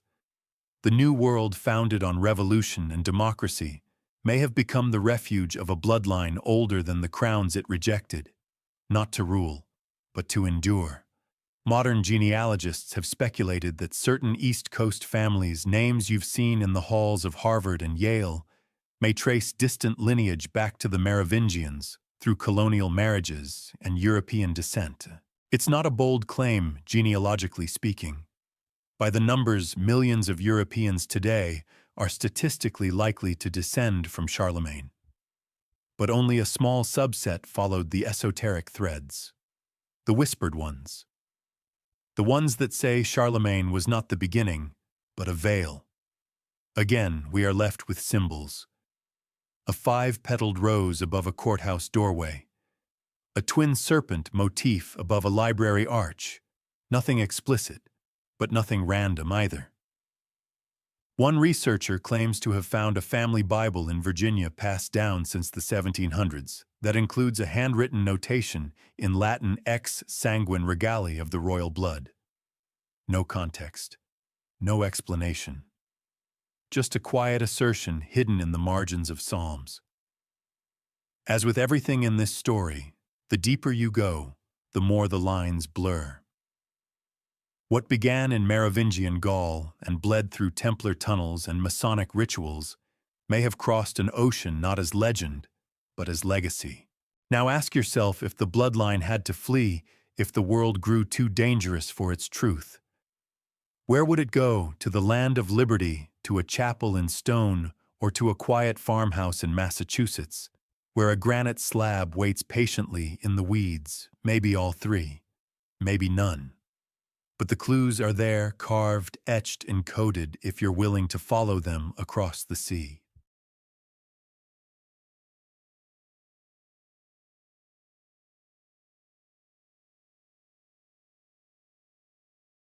Close your eyes. Now imagine a dim-lit cathedral, not of stone, but of data, vast halls of hard drives humming with quiet urgency. Shelves of ancient texts rendered into code. Dustless vaults that do not breathe but remember. We have arrived in the present, but not quite the now, you know. This is the new frontier of the old mystery, the search for the Merovingian bloodline in the digital age. For centuries, researchers were constrained by geography and gatekeeping. Access to rare manuscripts required political pull, papal blessing, or centuries of privilege. But today, millions of documents, papal bulls, church records, noble genealogies, even esoteric manuscripts, once locked behind Vatican doors, are being digitized. And somewhere in that tidal wave of metadata keyword strings and cross-linked annotations may be the code that breaks the silence. Artificial intelligence is already helping genealogists make connections human researchers would have missed. It doesn't tire. It doesn't get bored. It doesn't dismiss what looks like coincidence. It finds patterns, names recurring across centuries, marriages that bridge forgotten dynasties, dates that align with eclipses and rituals and whispered births. The algorithms don't care about orthodoxy. They aren't interested in preserving narratives. They just match data. And lately, they've been finding things.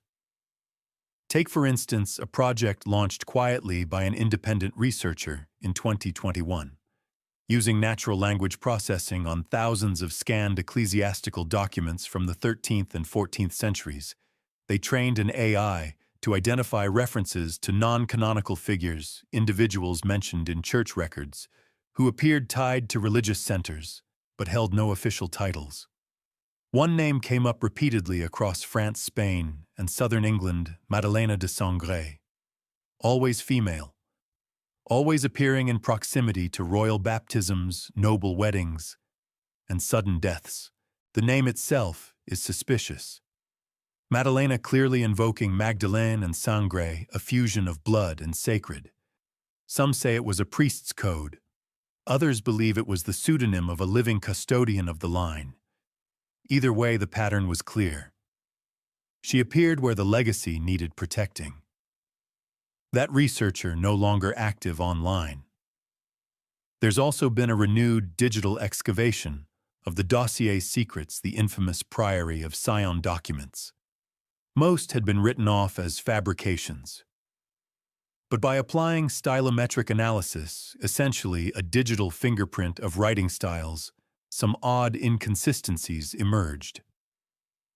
While several documents were clearly penned by Pierre Plantard and Philippe de Chérizet in the mid-20th century, at least one section displayed a writing pattern that matched no known modern author.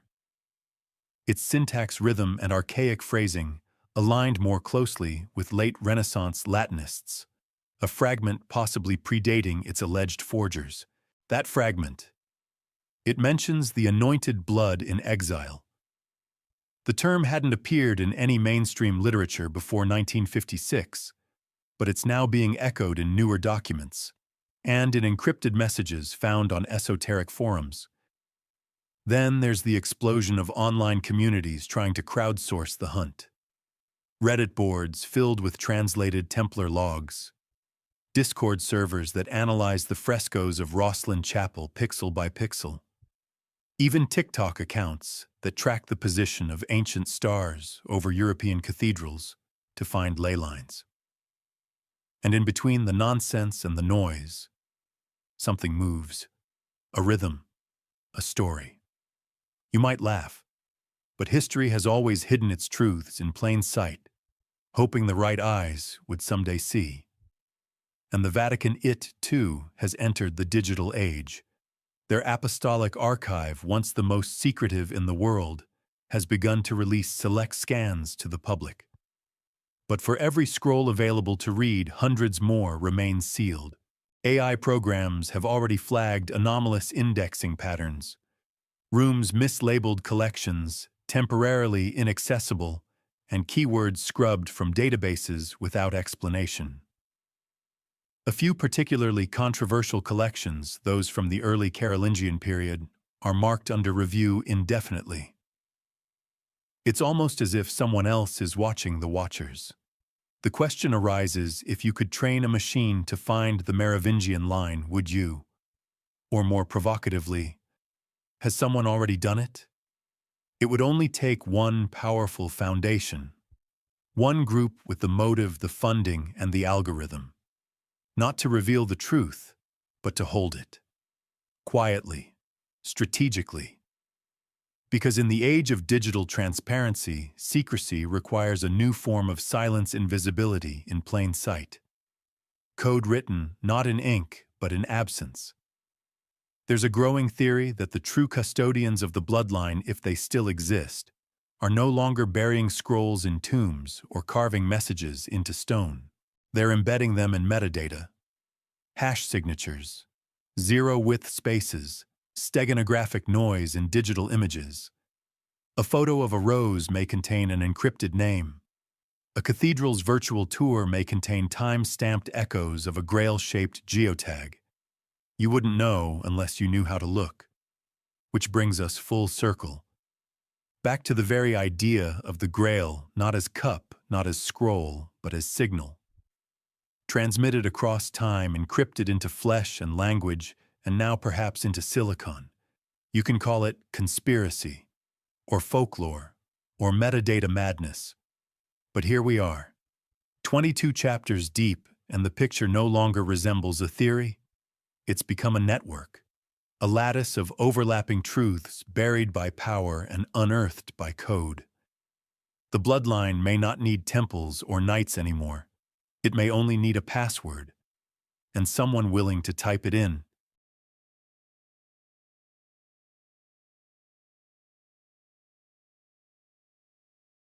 Take a breath. Let all the fragments float in your mind, the long-haired kings, the bees, the whispered names in stone, the maps drawn in starlight, the chapel carvings, the hidden archives, the monks, the masons, the Nazis, and the algorithms. It's time now to step back and look again. Not as a skeptic, not as a believer, but simply as someone following a thread. Because after centuries of speculation, silence, and subterfuge, the story of the Merovingian bloodline hasn't dissolved into myth. It has survived quietly, impossibly, deliberately. So what do we actually know? The Merovingians ruled parts of Europe from the 5th to the 8th centuries. Their reign was marked by oddities, divine right, conferred not by coronation, but by their very blood. Their hair never cut was said to hold spiritual power. They were Christian, but uncomfortably close to earlier pagan rituals, and then suddenly they were overthrown. Not with a war, but with a whisper. The Carolingians replaced them with papal blessing, and history was rewritten almost overnight. Why? Well, because maybe that bloodline carried something the church couldn't control. Not heresy in the traditional sense, but heritage. A living legacy that said holiness didn't reside solely in priests, bishops, or Rome, but in people, in blood, in womb, in woman. Think back to Mary Magdalene recast by early church fathers as a reformed sinner scrubbed of her potential role as spiritual partner and progenitor. And think again of Dagobert the murdered in the forest after years in exile, perhaps, because he threatened to reclaim not just a throne, but a truth. Layered atop this, the Priory of Sion, the Templars, the Vatican's missing records, the Rosicrucians, the Freemasons, the Sinclairs, the digital breadcrumbs. Over and over, different players arise, but the theme remains the same: protect a secret, or suppress it. We can't say with certainty that the Merovingians descended from Jesus and Mary Magdalene. No one alive today can. But here's what we can say: someone believed it. Enough to hide it. Enough to kill for it. Enough to preserve it in art, symbol, architecture, and blood for over 300 years. And if the story was truly nonsense, why has it never gone away?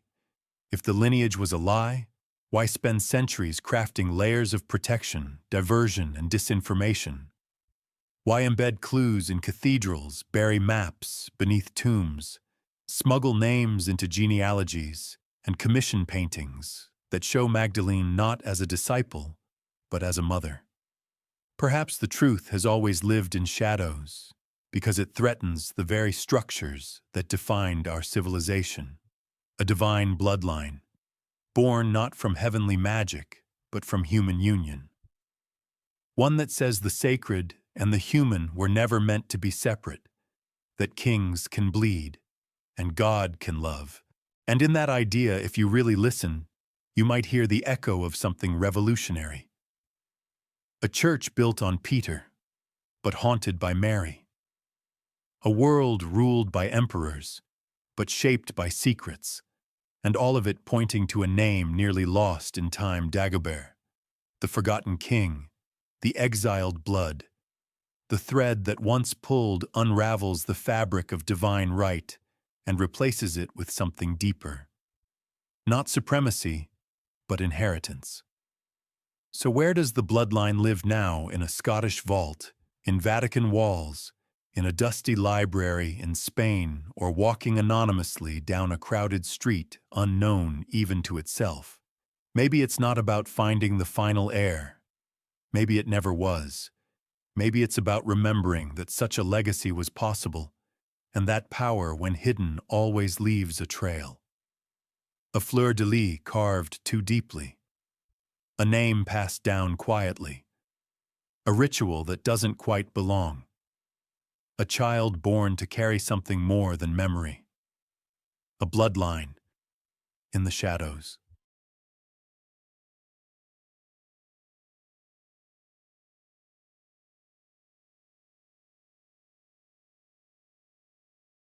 So here you are, drifting at the edge of the mystery, where the voices have quieted and the echoes grow faint.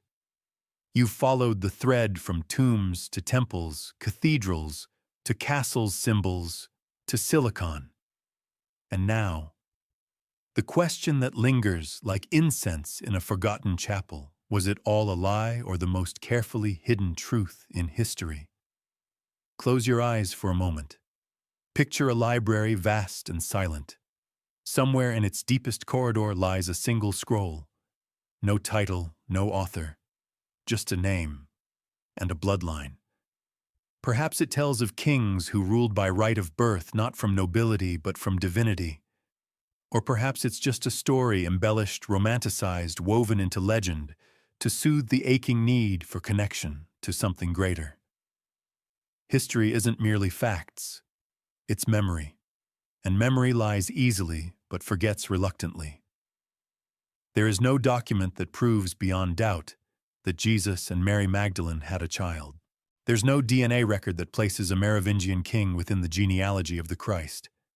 And yet, what if that's the point? Maybe truth was never meant to be proved, only preserved. And maybe, just maybe, you're part of it. Not in blood, but in curiosity, in the simple act of remembering, reaching, reconstructing. The Church has its reasons. The Templars had their vows. The Freemasons had their riddles. But you here now, you have your wonder. And wonder is the most dangerous thing of all, because it refuses to be satisfied. Whether this story is real or not, whether the bloodline still flows or has long since dried, doesn't really matter, now does it? What matters is that the symbols endure, the whispers continue. The light in the stained glass still flickers across Magdalene's face, and the truth, or the possibility of it, is still out there waiting to be found. So the next time you walk past a cathedral or stare into a painting or feel that strange sense that something ancient is watching, maybe you'll remember. Maybe you'll look a little closer. Maybe you'll hear the code, pulsing just beneath the silence. And in that silence, the line remains, waiting